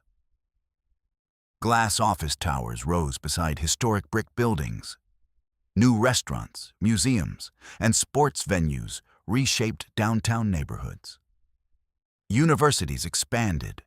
Healthcare and logistics industries exploded. And perhaps no company symbolized Louisville's modern transformation more than UPS. The city became home to one of the world's largest shipping hubs. Every night, thousands of workers sort enormous waves of packages moving through Louisville's air cargo network. Planes arrive and depart almost non-stop, connecting Kentucky directly to global commerce. The old river trade routes had evolved into air logistics empires. Meanwhile, Lexington developed a different identity. Known as the horse capital of the world, Lexington combined tradition with rapid modern growth. Horse farms still stretched across bluegrass fields, but technology companies, universities, healthcare systems, and research centers increasingly shaped the city's economy. Young professionals moved into revitalized downtown neighborhoods. Restaurants and breweries multiplied. College basketball remained nearly sacred thanks to the enormous influence of the University of Kentucky. Yet even as Kentucky modernized economically, political and cultural divisions deepened. The urban-rural divide became one of the defining realities of modern Kentucky. Cities like Louisville and Lexington generally grew more progressive, diverse, and economically globalized. Rural regions, especially in Appalachia and western Kentucky, often remained more conservative, religious, and culturally traditional. The divide reflected very different lived experiences. Urban Kentuckians often worked in healthcare, education, technology, logistics, or corporate industries. Rural communities frequently faced declining populations, fewer economic opportunities, and the long-term collapse of industries like coal, Politics increasingly mirrored these differences. Modern Kentucky became a deeply fascinating political paradox. The state often votes Republican in presidential elections and is considered politically conservative on many national issues. Yet Kentucky also has strong traditions of labor unions, populism, and democratic influence dating back generations. Local politics can shift dramatically depending on region, class, religion, and economic conditions. And despite political polarization, many Kentuckians still value pragmatism and personal relationships over ideological purity. The frontier tradition of independence remains surprisingly strong. At the same time, Kentucky itself has become more diverse. For much of its history, the state remained heavily shaped by white Appalachian, Southern, and African American communities. But modern immigration has slowly transformed Kentucky's demographics. Refugees and immigrants from Latin America, Asia, Africa, and the Middle East increasingly settled in cities and industrial regions. New restaurants, languages, and cultural traditions appeared across Louisville, Lexington, and surrounding areas. Some communities embraced these changes enthusiastically. Others reacted with anxiety or resistance. Once again, Kentucky found itself balancing old identity and new realities. And economically, the state continued evolving far beyond bourbon and coal. Manufacturing became one of Kentucky's modern success stories. Major companies invested heavily across the state, especially in the automotive industry. Ford Motor Company operates massive facilities in Louisville, producing vehicles and employing thousands of workers. Meanwhile, Toyota built one of its largest North American manufacturing plants in Georgetown, Kentucky. The plant transformed the local economy and symbolized Kentucky's growing role in global manufacturing networks. The symbolism was remarkable. A frontier state once defined by wilderness trails and riverboats now built advanced vehicles using international supply chains and robotic assembly systems. Kentucky had entered the global economy fully. The state also benefited from geography. Located near much of the American population center, Kentucky became ideal for logistics and distribution. Warehouses, shipping centers, and transportation networks expanded rapidly. Interstates replaced buffalo trails. Cargo planes replaced flatboats. But despite all this modernization, Appalachia remained Kentucky's greatest challenge. Eastern Kentucky continued struggling with the decline of coal, population loss, healthcare shortages, and economic instability. Some mountain communities reinvented themselves through tourism, outdoor recreation, music, and small business development. Others struggled simply to survive. Abandoned mines, empty storefronts, and shrinking towns became common across parts of the region. Younger generations often left searching for opportunity elsewhere. Yet the mountains still possessed extraordinary cultural strength. Appalachian music, storytelling, craftsmanship, and family traditions survived despite economic hardship. New generations of artists, writers, and entrepreneurs worked to preserve local identity while imagining new futures beyond coal. And perhaps nowhere is Kentucky's balancing act more visible than in Appalachia itself. The region carries the weight of history heavily. Coal camps, feuds, labor battles, poverty, addiction, isolation, but also resilience, loyalty, music, humor, and deep community ties.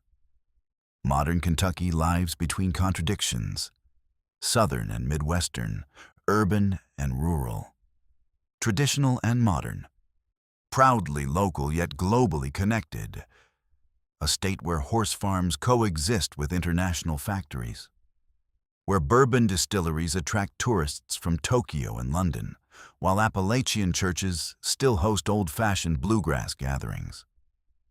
And through all the change, echoes of the frontier remain.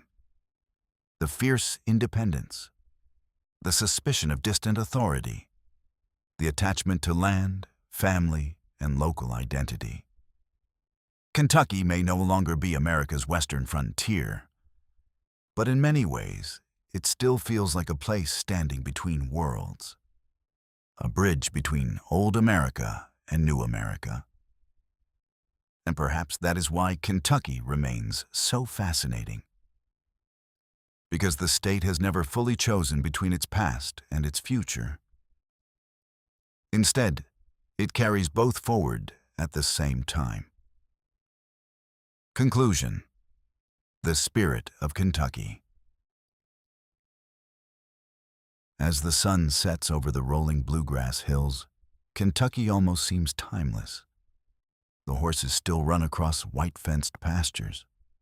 Bluegrass music still echoes through Appalachian valleys. Bourbon still ages quietly inside dark wooden rickhouses. Church bells still ring across small towns where families have lived for generations.